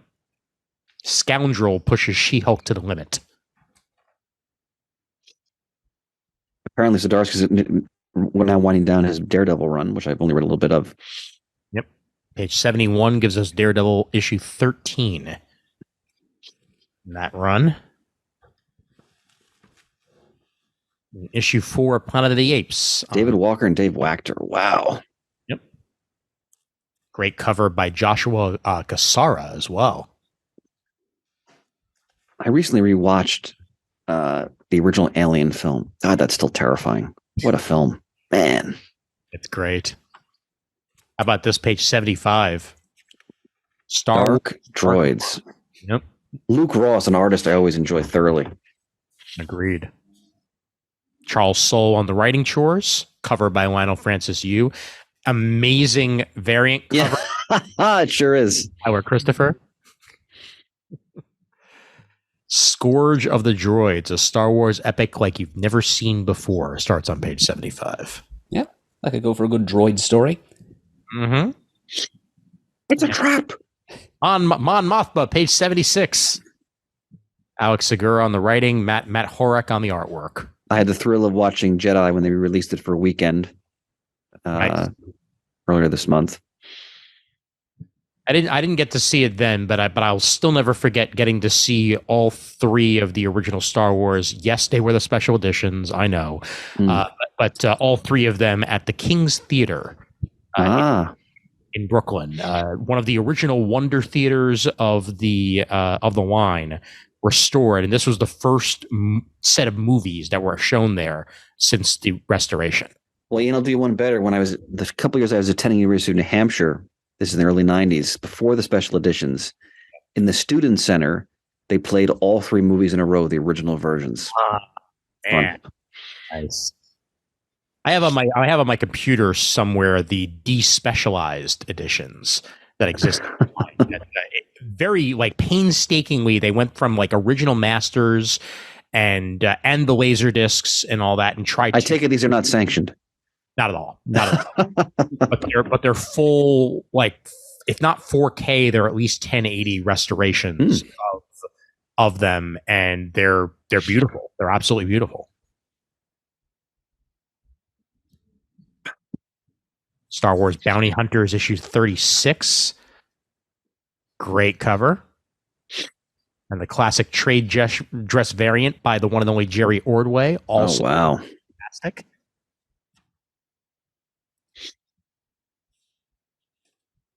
Oh, look at that Blade Omnibus. Wow. Oh, the early years. So that's the Bronze Age stuff, ladies and gentlemen. Good stuff, including no doubt his black and white magazine appearances. Yep. Vampire Tales. Yep. Appearances in Tomb of Dracula. If you want to really dig into Blade, this is a great collection to get if you want to spend the money. What page number? Page 84 for that. And how many pages? 472. So that's not too bad. You hear that, Shane? 472 pages, not 1,000. Yep. Right underneath that, I remember this cover. I remember this cover very, very well. Marvel Universe by Arthur Adams, Omnibus hardcover. This was the cover to one of the Christmas specials. And I mean, it has 91 on the cover. So yeah, I think this was the cover to the 1991 Marvel Christmas special that I had as a kid, because I remember that I remember that image very, very well. So yeah, a whole bunch of stuff in there, including Long Shot 1 through 6, classic. New Mutant Special Edition number 1, X-Men Annuals 9 and 10, Cloak and Dagger number 9, X Factor 41 through 42, Excalibur Mojo Mayhem, Fantastic Four 347 to 349.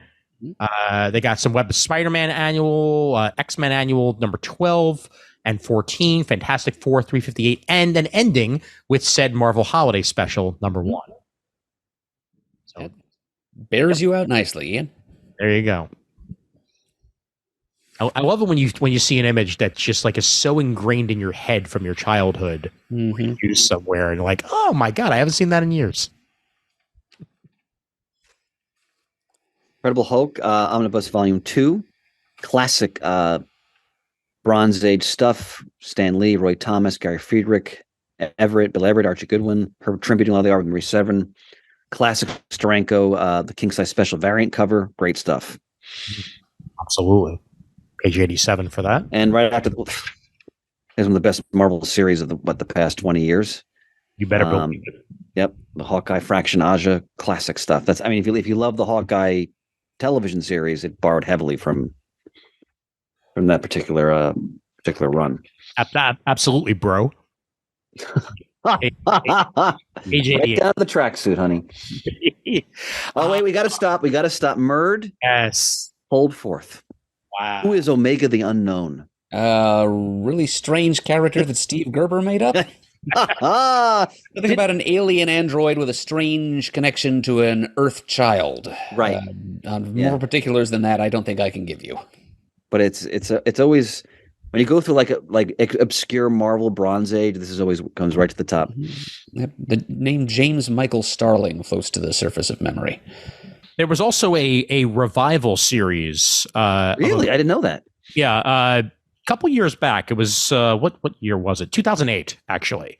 I own the trade for it. Jonathan Leckham was the author, and Farrell Dalrymple was the illustrator. Yeah, I remember that. It had kind of an indie look to it, and it had very little at all to do with the original concept. Indeed, but still good comics. Next page, I always like to point out the classic Marvel Monster series, the 70s. So you have Marvel Masterworks Werewolf by Night, Volume 2. Look at that fantastic Mike Plug cover there. But Doug Monk did great work on this series, and he did a lot of interesting stories, classic horror, but also, stories involving aspects of the Marvel Universe. Just, again, the early Marvel 70s horror stuff, most of it is well worth your time. Completely agree. Spider-Man 2099 Dark Genesis, collecting the more recent Steve Orlando and Justin Mason series. Yep, still being released weekly for the rest of this month as we speak. I think number 4 just came out today. By the way, speaking of omnibuses, we should mention, forgive me, I don't remember which listener posted on our page, but the ROM omnibus, how exciting is that? Coming in January, and there's supposedly going to be one more big announcement. And if it is going to be what I think it is, then it's a good thing that we have those single issues handy, my friend, because I think I think we're getting Space Knights. I think you think we're getting Micronauts then too? Exactly, Micronauts. Yeah, we're getting Micronauts. Yeah, we'll be discussing that in the near future. But the ROM series, that's Bill Mantlo again. He was like, he just could take these properties that really weren't that interesting and make them just fascinating stories. Yep. ROM is good stuff. So I guess they got the rights back. I don't know. I don't think they necessarily got the rights back. I think they got the rights to it. Okay. I'm not sure. I mean, for all I know, the second announcement could be the return of ROM, and that would surprise the hell out of me because I know that for years Hasbro was trying to get a movie to happen. And I thought ROM was originally like a Parker toy, wasn't it? Yes, but Hasbro's owned it for years. Hasbro owns everybody now. Yeah, exactly. But I mean, yeah, for all I know, they were just like, fine, we'll gladly take your money, Marvel, and gave them the rights back. But I'm pretty sure it's just some sort of licensing agreement where they're able to just. Well, fantastic. Ian, could you go move ahead to page 104, please? I can, but let me touch on page 98 real quick because I remember when this came out, Elektra Black, White, and Blood. I was very interested in it, and I heard incredibly positive things about this 4-issue miniseries by Charles Soule and others, going back to the heart of Elektra and kind of giving it the Batman Black and White treatment. And this will be available in August 2023, but well worth checking out on page 98. I'm sorry, what page were you looking for there? 104, 105. 104, 105. Excellent. Again, the Epic collections are always wonderful. You get big bang for your buck in color, but this is collecting one of the all-time great periods of the Avengers. This is the Roy Thomas, the Buscema brothers, and Neil Adams. These stories explore the Black Panther, his backstory, but they also go into the Kree Skrull War, which is essential reading for any Marvelite. What did Harlan Ellison write? He wrote a single issue in that run. I don't remember the title of it, but he did do a single issue. Interesting. Yeah, no, I had no idea. Yeah, Harlan Ellison, I mean, great writer. He would occasionally pop in and do a comic. Mm-hmm. Now, if you love your Avengers, oh boy, you need your leather jacket period on page 105. If you really love your Avengers to the point of irrational completism, then yeah, sure. And what sucks the most about this is that there's some really great creators involved with this. This particular, I didn't think every issue in this run was bad. Yeah, it's just it's also bad. What's interesting is that they really explored the Black Knight Cersei relationship, and then they move off into Malibu, don't they? Murd for a period. Yes, they do. They disappear into the Ultraverse for a while. Yep. They form their little Ganjosen life bond, and off they go. And then the Eternals movie, you have Dane with Cersei. Mhm. So we'll see how they explore that. Now, hold on. Just to paint what era this 100% words. When Acolyte's leader, Fabian Cortez, kidnaps Luna, daughter of Quicksilver and Crystal. Yeah, okay. It's the 90s. Fatal attractions, baby. Yes. Man. A lot of pockets, a lot of mullets, a lot of head harnesses, like all kinds of stuff. Oh yeah, but I mean, you've got Joey Cavallari, Roy Thomas, Fabian Nicieza, Scott Lobdell, Steve Epting, John Buscema. A lot of creators on it. Oh yeah, it's hit or miss. I remember some good stuff in there. Yeah. Speaking of classic, X Factor Epic Collection. The Simonsons. Yep, Judgment War. Written by Louise, along with Kieran Dwyer, John Byrne, Chris Claremont, and more. Penciled by Walt, Rob Liefeld, Arthur Adams, Paul Smith, Kieran Dwyer, Rick Buckler, John Byrne, Mark Silvestri, and more. This is 37 to 50 of the original X Factor run, as well as annual number 4 and Uncanny X-Men 242 and 243, which were part of a crossover. I'm on page 112. I think people. So Avengers: The Kang Dynasty. Yes. This is after Perez had left, but Busiek was still writing that classic volume of Avengers. That cover, by the way, is awesome. I love how they use the old Silver Age masthead. But this is 41 to 50. This is an epic Kang story. Yes. Which, if you're interested in Kang, I highly recommend this arc. So. This was before discount. This was after Avengers Forever, right? I want to say yes. Definitely. Yeah. Okay. Yeah, I thought so, but I wasn't entirely sure there. Yeah. Yep, we're talking early 2000s here. Got it. Yep, and Alan Davis on the pencils, along with Manuel Garcia, Kieran Dwyer, Brent Anderson, and Ivan Hayes, and Patrick Zerker. So, yep, excellent stuff. All right, that's it for Marvel. Yeah, I believe so. So onward we go to the rest of the. And we're right in Aftershock to start us off. And there's not a lot. So they're doing a bunch of spotlights for existing books because Aftershock is still trying to figure themselves out.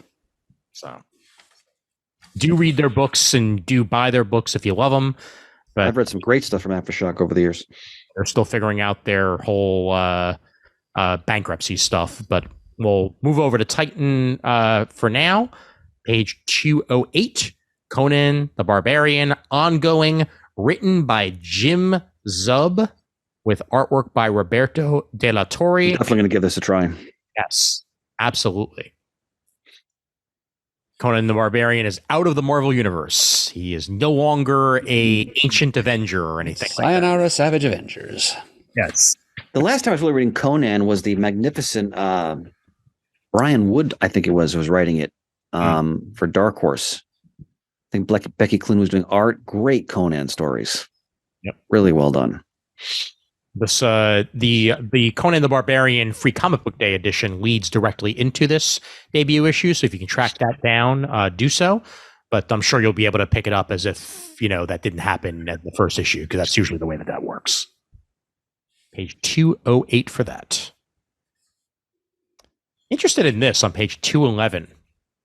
Before Avatar came The Tribute, Benjamin Legrand and Jean-Marc Rouchet, a team of scientists and soldiers, land on an alien planet with the hope they will find a new source of energy. This doesn't sound familiar at all. The is vital for the survival of humankind as an intergalactic war is raging. Again, not familiar. And the team must battle a hostile climate and protective indigenous species to unravel the mysteries of this extraordinary planet before it's too late. Wow. That's the exact premise of Avatar. How about that? And this existed before that, and is being brought here to the States. The Tribute by Benjamin Legrand, page 2. Well, Avatar is basically Pocahontas and Dances with Wolves. Anyway, I mean, everybody borrows from everybody else. That's true. I have to be frank. I didn't see the second Avatar. The first Avatar bored me. I barely got through it. Give the second Avatar a chance at some point when it's available on it, and you don't have to pay for it. I'd say it's worth a watch. You may or may not enjoy it. I enjoyed it way more than the first one. Okay. I did not like the first one. Dan Slott's Doctor Who. This was originally solicited a while back, and now it's finally coming out. Doctor Who Once Upon a Time Lord, written by Dan Slott, art by Christopher Jones and Matthew Dow Smith. Finally going to be on sale October 11th, 2023. So this is an early solicit here on page 212, but it is finally happening, and I look forward to it. It's a David Tennant era Doctor Who adventure, but the previous David Tennant era of Doctor Who. Not the current, but the previous. And we'll leave it at that. Martha Jones, baby. Martha Jones. Also, Jody Hauser brings us Doctor Who Doomsday, 2-issue miniseries.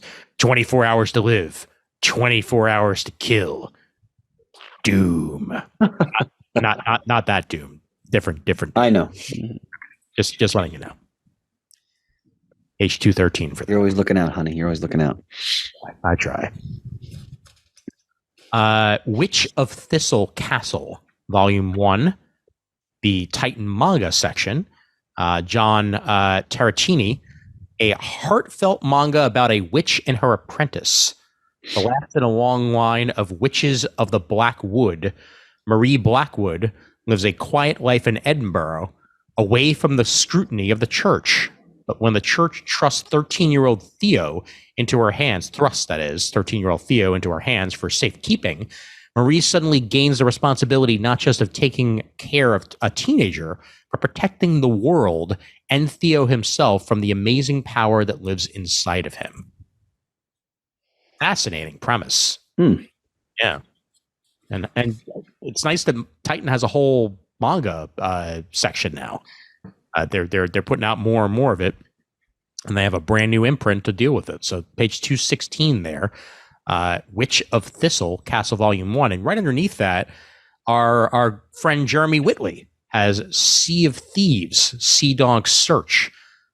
Pirate Captain Lasendi Singh returns to the saga of thieves in this graphic novel set in the eponymous swashbuckling game, Sea of Thieves. So Jeremy Whitley writing some licensed work there over at Titan on page 216. Fan of the game? Check it out. Scrolling down further, let's get into Ablaze. Get Schooled. One of the top 3 dramas on the Webtoons platforms. We're seeing more Webtoons stuff collected here on page 2. Forgive me, I'm so out of it. What are Webtoons?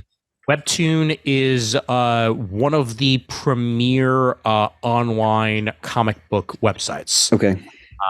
And some of the stuff that we were covering earlier on in the DC side of it, DC had made a deal with Webtoons where they were publishing stuff online and now collecting it. Now this is Get Schooled's time to do that over at Ablaze.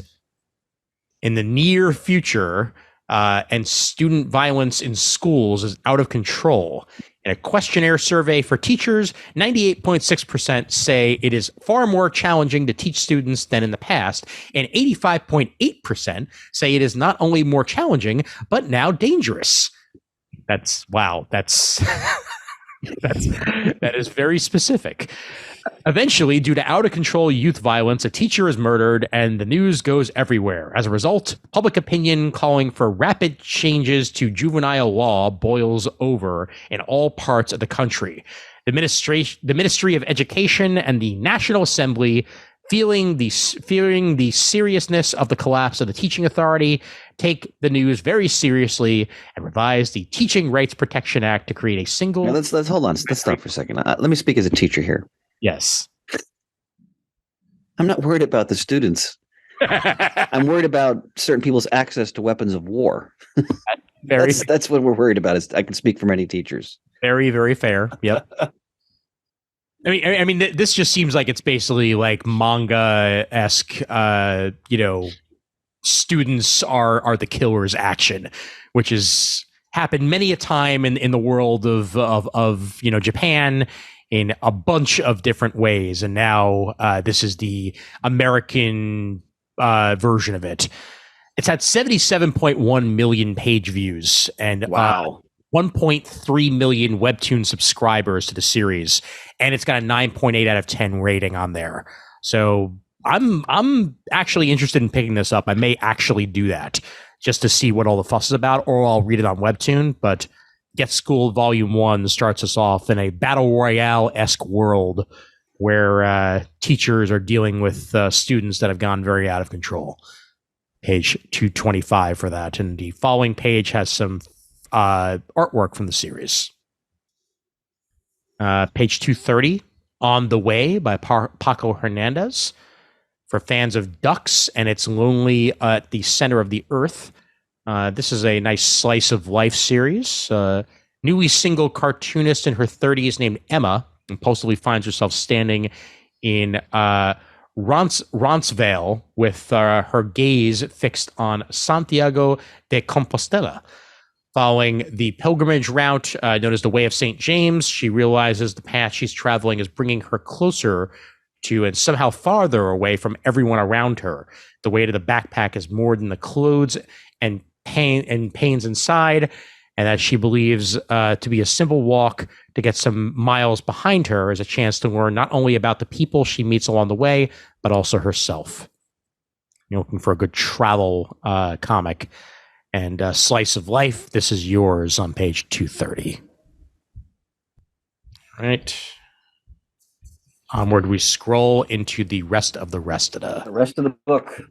Rest of the book. And the rest of the book starts with Dark Horse now. Yes, that happened. Still makes me sad to see it back here. Sure does. Great company. So much great stuff. Well, let's focus specifically on page 247, Grew in the Wild. Any fan of Gru out there, Sergio Aragonés brings you more Gru action with a new number 1 starting things off along with Mark Evanier. It's just great to see a new Gru comic in any way, shape, or form. And I believe today is the birthday of our glorious founder, Brian Deemer. Oh, yes, that's right. And a new Gru comic would be quite a treat for him, as he's a rabid fan of the character. Very, very true. That same page, by the way, has the clear trade paperback, Scott Snyder and Francis Manapul.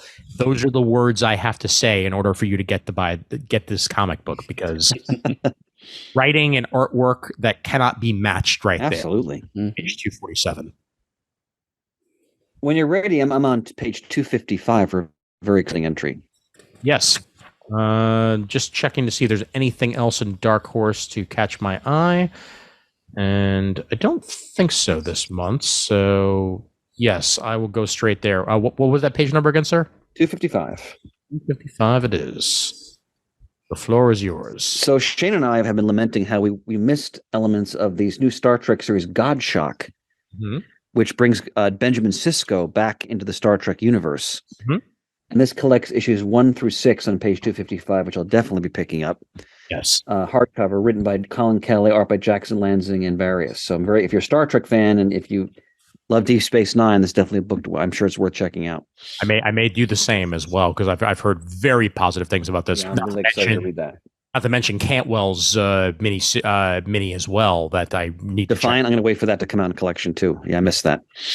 Yep. This is the IDW portion, by the way, as if you couldn't tell, on page 255. I did pick up as one of my free comic book day options. I was able to run out to the local comic shop and picked up 3 of them. One of them was the Teenage Mutant Ninja Turtles animated series continuation. And this is issue 3 of the Teenage Mutant Ninja Turtles Saturday Morning Adventures Continued, solicited here on page 256, written by Eric Burnham. So, good stock on that. And it takes me back to the 80s in a very, very good way. They also appear to be doing a TMNT and Stranger Things crossover miniseries. That I did not see coming. Well, it's happening. Yeah. Written by Cameron Chittock, art by Ferope And yep, it's at the top of page 256. I mean, Easy to miss. yeah, I would have missed it entirely. Thank you, Murd. Okay. Well, let's see how the turtles do in the Upside Down. Mind you, there's also Ninja Turtles Usagi Yojimbo crossover, Ninja Turtles Street Fighter crossover. The turtles are getting around. They are definitely getting around. By the way, for my library, I'm starting to finally read Usagi Yojimbo. So I'll have more to say about that in our next comic talk. Fantastic. Abrams is putting out on page 257 Spider-Man Across the Spider-Verse, The Art of the Movie hardcover. I cannot wait to see this movie. And I'm sure the art book that goes along with it is going to be absolutely stunning. And yeah, I am there, baby. Coming out soon. I already have my ticket bought for that Thursday night. Cannot wait. Also, there's the Strangers in Paradise, the pocket editions. So I think last month they had a new version of they collected a large portion of the series in a larger tray, which I ordered. Mm-hmm. But if you want something smaller, these are always a surefire seller in my store, and a great way to introduce people to Strangers in Paradise. Did you see the book that's on the other side of that page, sir? The Bomb, the Weapon That Changed the World. Mm-hmm. Yep. August 6th, 1945, at 8:15 in the morning, an explosive charge of more than 15 kilotons fell on the city of Hiroshima. Tens of thousands of people were pulverized, and everything within 4 square miles was instantly destroyed. This chronicles those moments. Could be a nice companion to the new Nolan film Oppenheimer, which I'm very much looking forward to see coming out in July. Same. Yep. Page 258 for that. For something much lighter than that, also on page 258, Video Game of the Year, softcover. Pong, The Legend of Zelda, Final Fantasy VII, Rock Band, Fortnite, Animal Crossing. For each of the 40 years of video game history, there's a defining game, a game that captures the zeitgeist and left a legacy for all games that followed. This book will chronicle at least one game per all those years from 1977 through 2022. Sounds like a really cool concept for a book. And yeah, Jordan Miner is the writer behind it. Video Game of the Year out of Abrams Image on page 258. Spotlight on Paul Cornell, page 261. Always love to see him. He has something else in the book I want to mention as well. Nice. This is Con and On, which immediately has me. Paul Cornell and Marika Cresta from Captain Carter follow an ensemble cast of media pros and fans down through the decades of America's most colossal comic book convention. Eddie and Deja, aspiring comic talents whose ambitions threaten to tear their friendship apart. Anthony Don and Finn Brilliant, boozy, bombastic British creators, and all of the crusty editors, forgotten TV stars, and enthusiastic fans who make the convention experience memorable year after year. In, baby. Like, this anniversary of Ahoy Comics. This is great. Yep. And mind you, I still remember running into Paul Cornell at New York Comic Con one year. So, yeah, this is that. I need to check this out. That sounds awesome. Right there on page 263 under American Mythology. A couple of months ago, they put out their first issue of Monster Tag Team, which is like a Bronze Age Marvel-style Monster Mash comic. It was a vampire and werewolf team-up. This time, we're being treated to Boogeyman versus Scarecrow. Nice. Note the homage cover there on the right. That's the one I'll probably be ordering. Written by Day Check with art by Ken Heiser and Buzz Hassan. Names I recognize for some reason. Okay. Yeah. Interesting. All right. Good stuff. Betty and Veronica, Friends Forever Beach Party. It's the summer and Archie is celebrating. But are they really friends? I mean, are they? I don't know.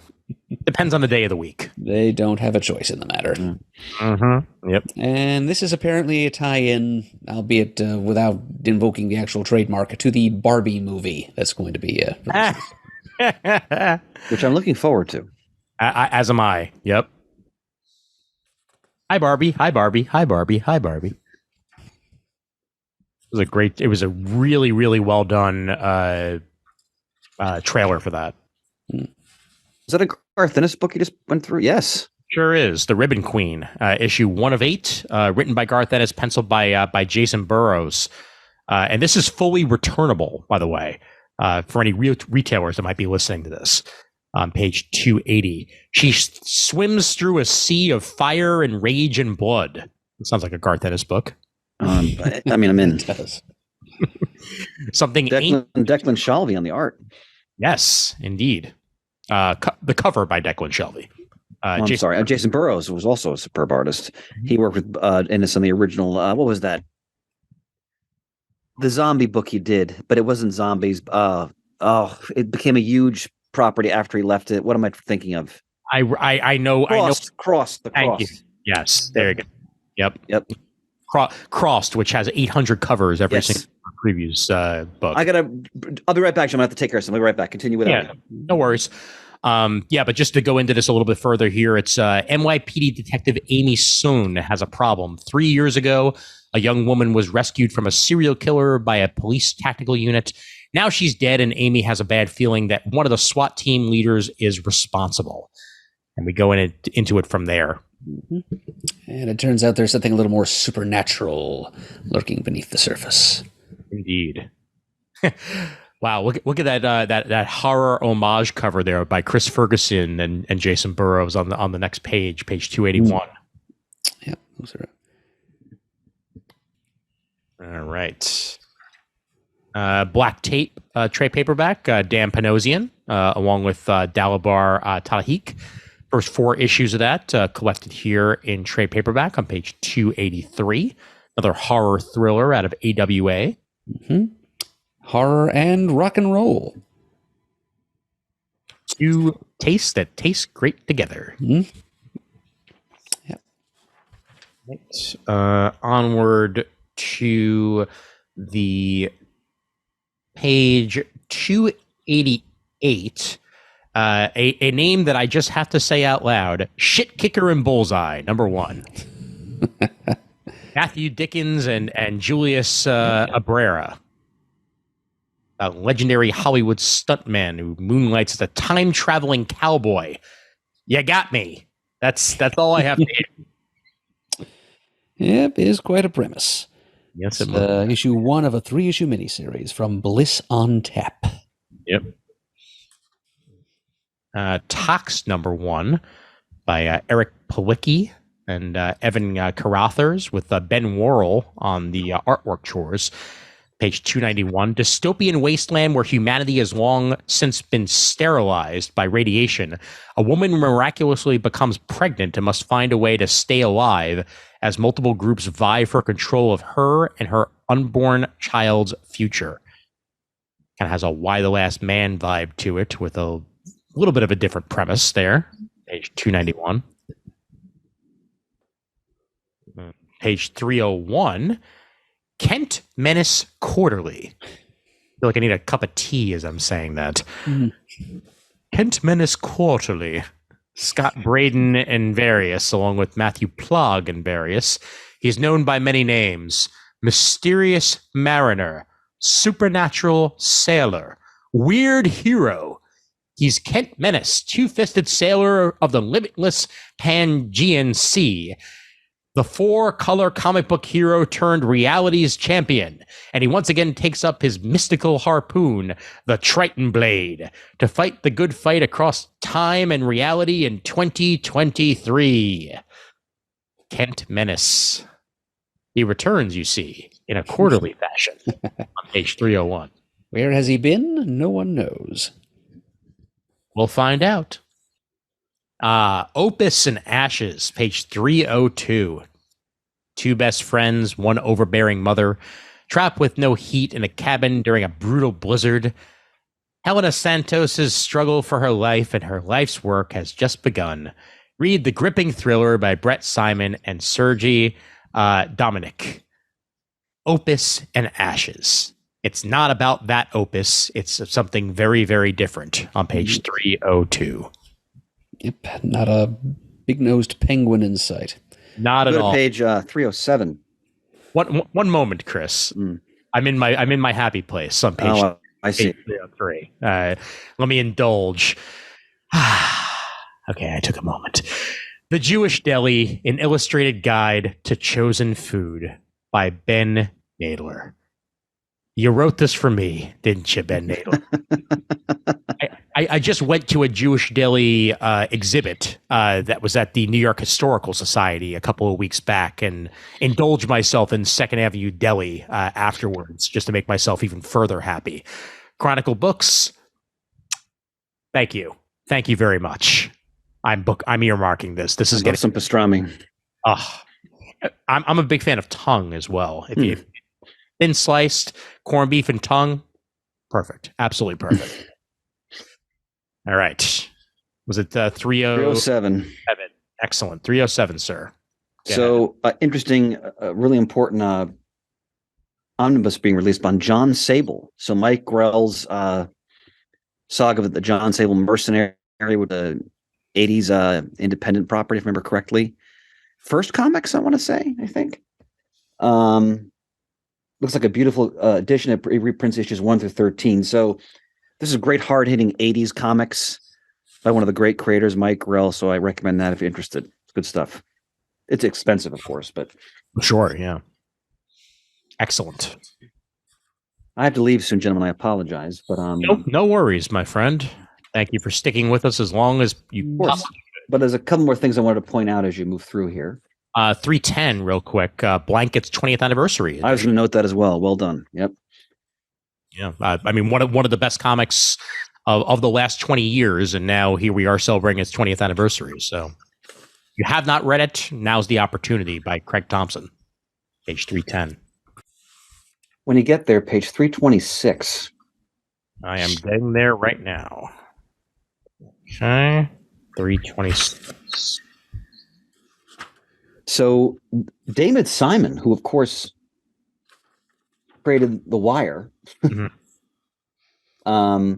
So this is a graphic novel, part 1. Let's see. Homicide, the celebrated true crime book from the creator of The Wire's reinvention. This first one of a gritty cinematic graphic novel duology. Wow. Man. You know, for a second, I thought he was setting it in the homicide life on the street. That's what I thought too, but no. Okay.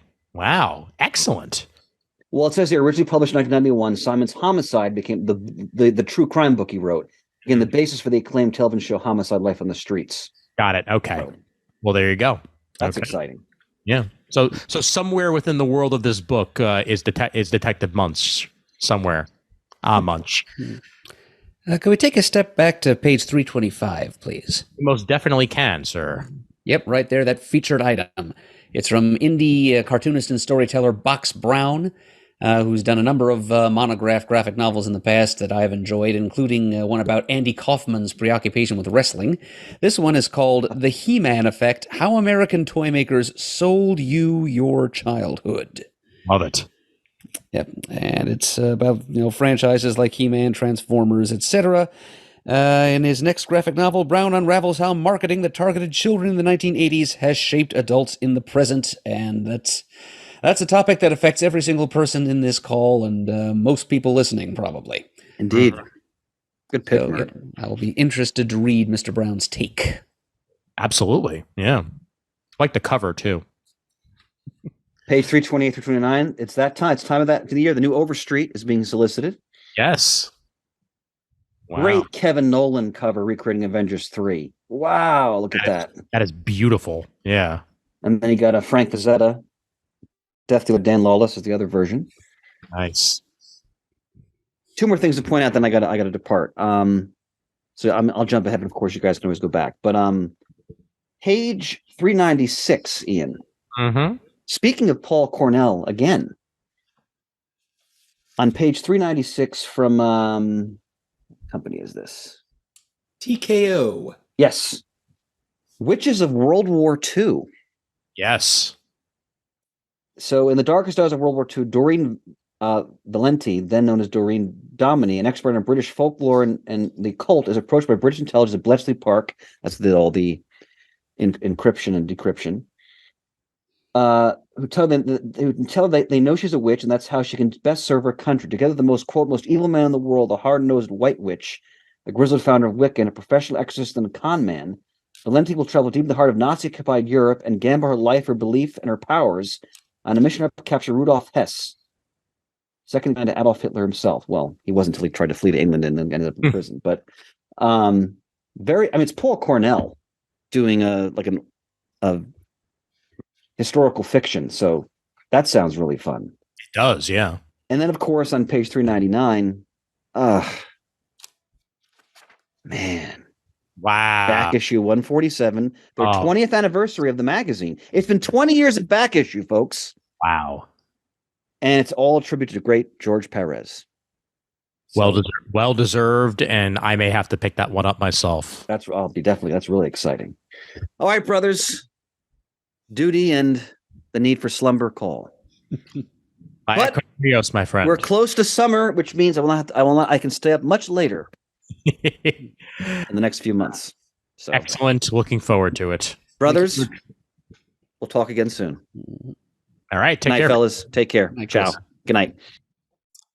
All right. I managed to get us back almost exactly where we were before we jumped forward. So let's fill in the gaps and finish this sucker out, shall we? We shall. Excellent. All right. Bring us down to page 337. Stephanie Phillips has a new book, along with Jelena Lally. 8 Limbs, it's called. Joanna, a retired Muay Thai champion, takes in a troubled foster teen and decides to train her till the teen lands herself in a dangerous situation and Joanna must re-enter the ring to fight for her family. Interesting story, kind of a Rocky Creed take, reversed a little bit. And see that? I like the premise. I enjoy the artwork that we're previewed here for, and I'm a sucker for a good sports comic in any way that it's presented. Yeah, 8 Limbs out of Humanoids on page 337. Okay. Dig the artwork on the following pages as well. A lot of following pages. Wow. Okay. And there's a Incal movie in development, apparently. And 344, Taika Waititi is the man behind it.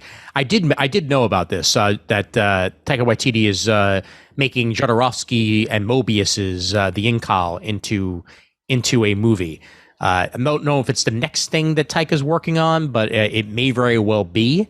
And they are returning The Incal to print here on page 344. So if you want to check out what the movie will be based on, that is there for you on page 344. Masters of the Craft, Jodorowsky and Mobius. And I hope that the movie does it justice in any way. Got further of them of the Incal universe on 345 as well. Mark Russell and Yannick Paquette, great team. And then Dan Waters and John Davis Hunt bring us the Incal Dying Star, also on page 345. Wow. What if that's the same Mark Russell that's been publishing things for Ahoy Comics and others lately? It wouldn't surprise me. Yeah. Author of the Flintstones miniseries et al. Yeah, more than likely. 347 brings us Art of Coloring, Tim Burton's The Nightmare Before Christmas softcover, just in time for the Cult Classics film's 30th anniversary. Revised second edition of the Art of Coloring, Nightmare Before Christmas. So if you want an adult coloring book that could also be just as well suited for kids, that's there for you on page 347. Good pick. There on page 348 is a name that's been popping up on YouTube quite a bit lately because an animated web series has just been produced based on this. It's volume 1 of Lackadaisy by Tracy Butler, and it's a tale set in Prohibition-era St. Louis starring a cast of anthropomorphic cats. Yeah, they've done a pretty good job of blanket promoting this thing, and it's really it's well animated and charming storytelling. They've only done one episode so far, I think, plus a whole bunch of shorts to tie into it. But this, I guess, is the material whence it began. It was a web comic, and now it's collected as a graphic novel, and it's also an animated cartoon you can see on YouTube. Excellent. Eisner Award nominated webcomic at that. Yep. And as long as it's better animated anthropomorphic cats than the Cats movie had, then I am A-okay with that. Oh, we're in the clear there, Ian. I'll vouch for it. I watched that monstrous thing the other day, and I don't know what horror dream that came out of, but it is the wrong one. Yep. I should have just let that one stay in the medium of its birth. Indeed. Well, you see, we didn't want the actors to have to wear costumes, so that's why we decided to do it that way. Like, no! You missed the point! Completely. Oh, man. Page 354, Under the Influence. A teenage sociopath, Paul Kozak, has accidentally created an internet cult called the Hot Dog Party. Okay. When a prank turns deadly, the FBI sends in an undercover agent, Kara Cole, to investigate and infiltrate their ranks. Now Kara battles against real stakes, fake news, and memes in a character-driven story about power structures and the communities you build. There's a story about click-to-follow cultism during the age of social media.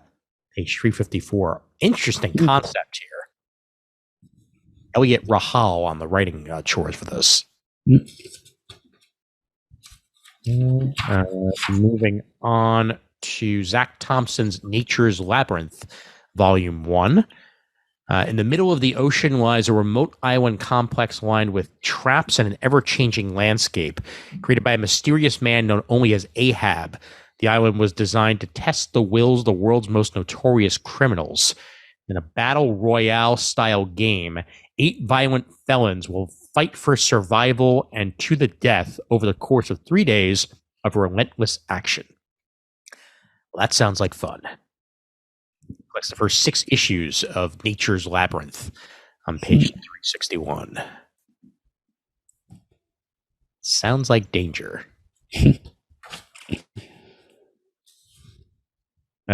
What say you on page 363? Rick and Morty, Heart of Rickness. All right, looks like it's a mini-series. Indeed. 4-issue mini. Michael Morecci and Priscilla Tramontano into Rick's own Heart of Darkness. After Summer blows his cover, Rick flees a shady deal with space mobsters and ends up stranded with the kids on a planet mysteriously devoid of any technology they could use to repair the ship. When they're intercepted by savage, furry loincloth-wearing versions of themselves, they discover technology has been forcibly removed from this society, along with their hopes for an easy escape. Will be enough for Rick to find a way off the planet, or does he also have to prove who's the Rickest Rick of them all? Which Rick is Rickier? Yeah, I've gotten to the point I'm pretty selective about which Rick and Morty projects I'm going to try to support. So perfectly understandable, my friend. There's a lot on that one. Mm-hmm. But hey, Oni appears to still exist, and despite missing a few steps last year, they seem to have gotten themselves back on track. Which I'm very happy to see, as they even are publishing Rick and Morty versus Cthulhu. And more importantly, on that same page 367, action journalism. Writer Eric Skillman, art by Milkos Feldvecki, with Ramon Perez, Max Sarin, and others. This is the full action journalism, all about favorite intrepid reporter Kate Kelly, New Arcadia's most trusted source for hard-hitting news. Fast-paced, genre-hopping series in an old-school comic book style and newsroom style for that on page 367. I may very well be checking this one out. Yeah, it looks pretty sharp. Indeed. It might be on the front page. The Smurfs 3-in-1 Volume 9, The Gambling Smurfs, is the smurfiest option on page 370. Oh, yes. By a long smurf. Definitely. Always nice to see anything Smurfs related still being produced. Oh, agreed. Mm-hmm. Okay. Move it forward to Random House. This is a young reader's Batman book on page 374. 5 Scarier Stories for a Dark Night by Matthew Cody with Jeanette Arroyo on the artwork. Batman is back with 5 more ghostly adventures filled with thrills and chills in this all-new illustrated collection of spooky tales from the dark corners of Gotham City for all ages. It's an illustrated chapter book by Matthew Cody and Jeanette Arroyo out of Random House. And on that same page, Mega City Max One Shot by Hannah Templar looks pretty awesome. Out of 2000 AD, because everything comes back to it. Mm-hmm. So it does. 374. You see this Jerry Siegel Syndicate of Crime versus the Crook from Space trade paperback? I think I did, yeah. Coming out through 2000 AD. Mm-hmm. Yep. Interesting. Yeah. The Spider, of course. Yeah, I just read the Albion miniseries over last summer, which was written from an idea by Alan Moore, realized by his daughter Leah and her boyfriend John Reppion, and it was just kind of a mashup of a bunch of British comics characters. And the Spider, he's like a protagonist master criminal. Ah, nice. And this is Jerry Siegel's contribution to the evolution of that character, I guess. Very good to see. Reg Bunn on the artwork chores for that as well on page 375. I Am Wonder Woman hardcover written by Brad Meltzer with wonderful illustrations as always by Chris Iliopoulos. Fictional biography of Wonder Woman for young readers. Illustrated biography on page 376. Everything that Meltzer and Iliopoulos does is just so charming and just well executed. Got to keep on making these Dwanch sightings here. On page 377 under Scout, issue 4 of 5 of Dave's Banshees miniseries. Mm-hmm. Good call out. Always support the Dwanch, just like you support the Norton. Mm-hmm. Space Outlaws. They're outlaws, but they're in space. Marco Fontanilli. Indeed. There's outlaws everywhere, especially the most dangerous criminal in the solar system. The F-24K prisoner has escaped from the maximum security prison on Mars. Upon fleeing the facility, he manages to reach planet Earth, where he is intent on resuming his criminal exploits. The prison's wardens, however, send the deadliest of their robots to stop the dangerous villain. Page 379. It's a robot versus an outlaw. Mm-hmm. Bring it down into Zombie Side, Day 1, Collected Edition.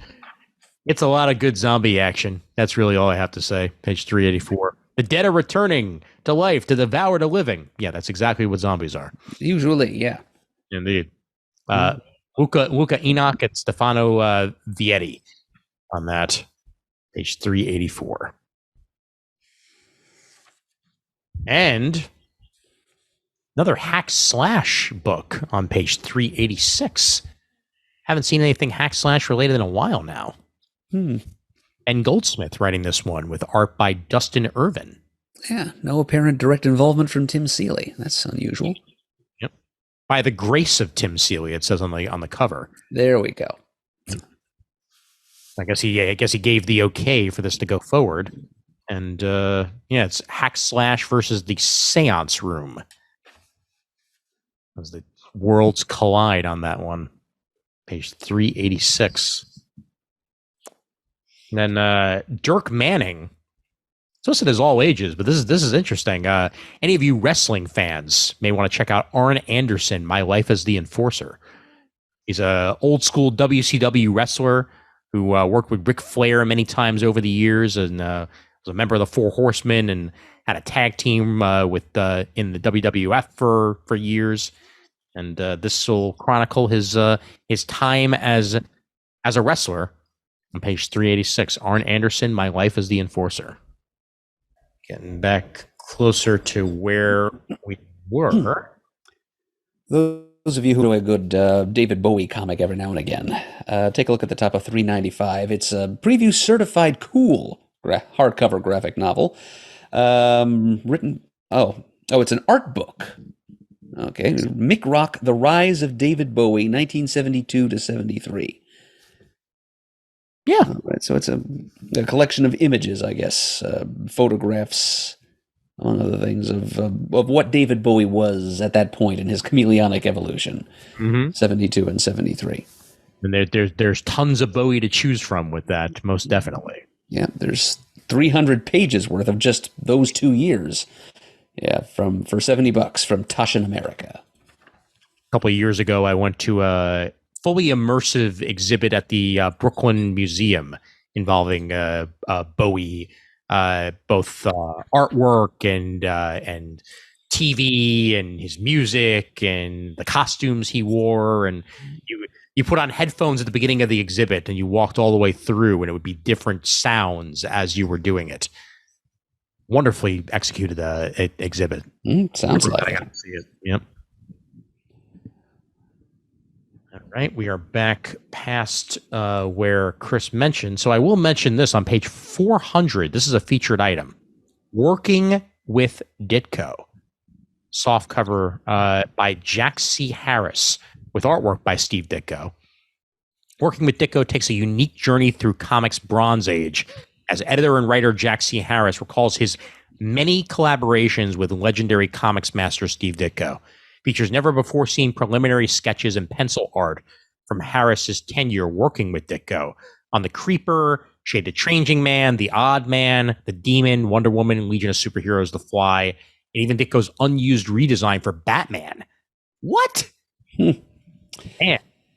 Yeah, I knew he'd drawn Batman once or twice, like in the Man-Bat series, which lasted all of 2 issues, but I had no idea he attempted a redesign. Wow. That is something in and of itself. Okay. Never thought I'd hear that, but lo and behold, that indeed happened. Yep. I agree. It would be worth buying this just to get a glimpse of what Ditko had in mind for the Dark Knight. Absolutely. But yeah, page 400, really interested in that, working with Ditko in softcover. Okay, and is there anything else before manga, sir? I'm thinking that from me there probably is not. Okie dokie, then onward we go to the world of manga. And let's try to find at least 1 or 2 selections in that. And then, unless you have tchotchkes, we will call it a day. I think there was maybe 1 page of tchotchkes. Excellent. Well, let's figure this out first here. Let's try to satisfy my urge, and I think I already have partially. Page 443 is a featured item out of Viz, The Gangster's Guide to Housekeeping. This is from the way of the house husband, which is kind of an awesome thing in general. I believe there were shorts made of this as an anime that I watched at one point. But everyone from busy office workers and aspiring homemakers to the fiercest members of the Yakuza can gain important life skills from The Way of the House Husband, The Gangster's Guide to Housekeeping. This detailed guide includes cleaning tricks to leave your home sparkling, secrets for finding cutthroat deals, schemes for mastering your territory, keys to caring for your gang, and much more. Within these pages, you'll also find 25 delicious recipes that will satisfy any voracious gangster. Yeah, baby. Strawberry parfait is a sample being given here. Yes. Delightful. 443. Do check it out. Whether you're a fan of the series or whether you just want some good recipes. Page 445, also out of Viz, Marvel Comics A Manga Tribute, which explores Marvel's rich and enduring legacy as a pop culture phenomenon by paying homage to its most iconic characters and beloved stories. Introduction by Marvel editor Tom Brevoort. You get a peek into rare and unique artwork collected for the first time, celebrating characters from across the multiverse, and a must-have for fans of Marvel Comics and Japanese art alike. There's a bunch of Japanese creators put their take on Marvel. Page 445. All right, let me get out of Viz, and then find at least one more, and then we'll call it. Here we are. Let's see. I'm in Titan manga, and nothing there. Let's find. Let's see. Yes, here we go. 464. Disney manga Stitch and the Samurai, the complete collection trade paperback. While fleeing the Galactic Federation, Stitch's spaceship malfunctions and he makes an emergency landing, not in Hawaii, but in Sengoku-era Japan. Discovered by the brutal warlord Lord Yamato and his clan, Stitch's incomparable cuteness is no match for the battle-weary samurai who decides to bring the blue tanuki home with him. Will Stitch's love of chaos turn into a formidable advantage for the samurai's influence, or will his cute and fluffy form disarm the noble lord's STEM facade? Yes, please. Yes, there is an idea. There will be a lot less Elvis involved here, but should still be an interesting story. I'm all for it. 464 Disney manga Stitch and the Samurai, the complete collection, and I'm going to call that a bolt shot. So what do you got in the tchotchke realm? Now, just the one page to look at, and it's probably something that we've seen before, but I'm going to dangle it in front of your nose again, Ian. It's on page 64 in the merch section. Okay. And it's just a collection of little action figures. All right. Let's see. There's too many pages in this thing. Kind of continue scrolling. There we go. All right. Almost there. Almost there. Almost there. 53. 57. 59. 61. And here we go. 63, you said? 64. Okay, all right. 63 also had sexy stuff. Here we go. Oh my God, it's Alf, and he's back in 7-inch figure form. So he is. Yeah, that's what attracted my attention mostly. But also on this page, and even more expensive than Alf for some reason, are some Animaniacs figures. Nice. Yeah, I was sad to see that Hulu show not going forward past the most recent season. I think there was a Pinky and the Brain special that came out like a couple weeks back, and that's the end of it because I think the licensing deal ended between Hulu and Warner Brothers for that. Yeah, it was okayed before Hulu was fully owned by Disney, and now that they are, I don't think Warner Brothers wants to play nice with them anymore. That makes perfect sense. Yep. Well, I love the figures. They're awesome. They capture the characters very, very well. Yeah, probably don't need to be $55 each, but they're still nice. Yep. Well, just like this $674.99 Care Bear, I don't think I'm going to be spending the money on that either. Oh, geez. Sheer bear, 1,000% bear brick. Talk about not making any sense. That is up there for me. They call it a costume. I mean, is it full size? Can a person wear that thing? I think it might be. I think it might be. Still not buying it, but okay. Yep. Same. Nope, not me neither. One wonders what occasion one might wear such a thing for. Well, I think it might be a furry convention, but that's beside the point. Yeah. I didn't wonder too hard. Indeed. 65, by the way, just out of quick glancing. Gargoyles, Bronx with Goliath, accessory 7th inch figure. Demona 7-inch figure, and a 1/7 scale bust of Goliath. All there for you on M65. And not going to buy them, but they're still awesome nonetheless.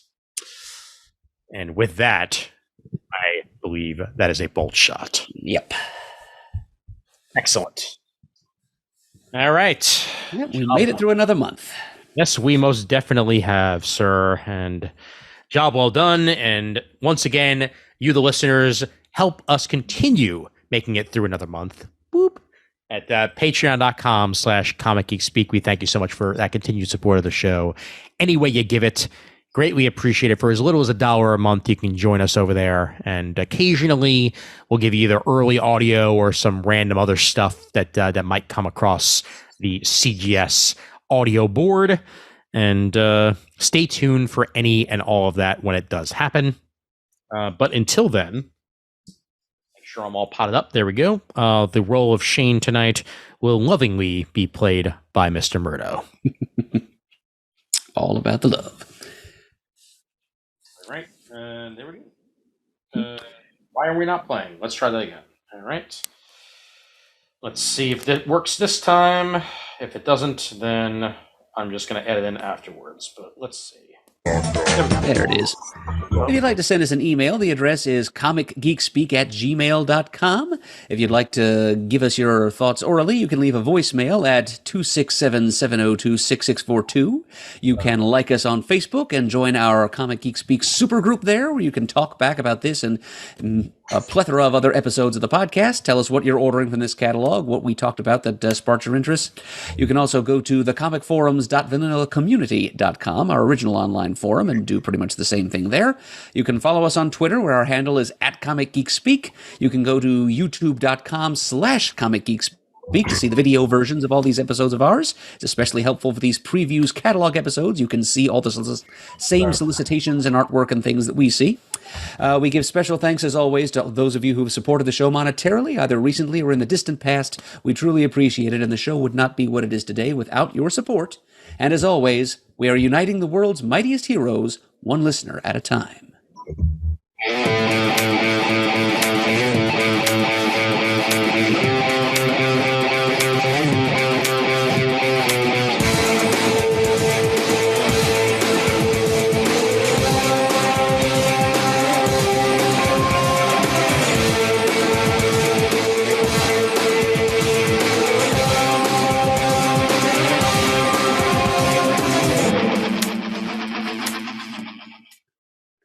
To the moon, Image Comics, to the moon.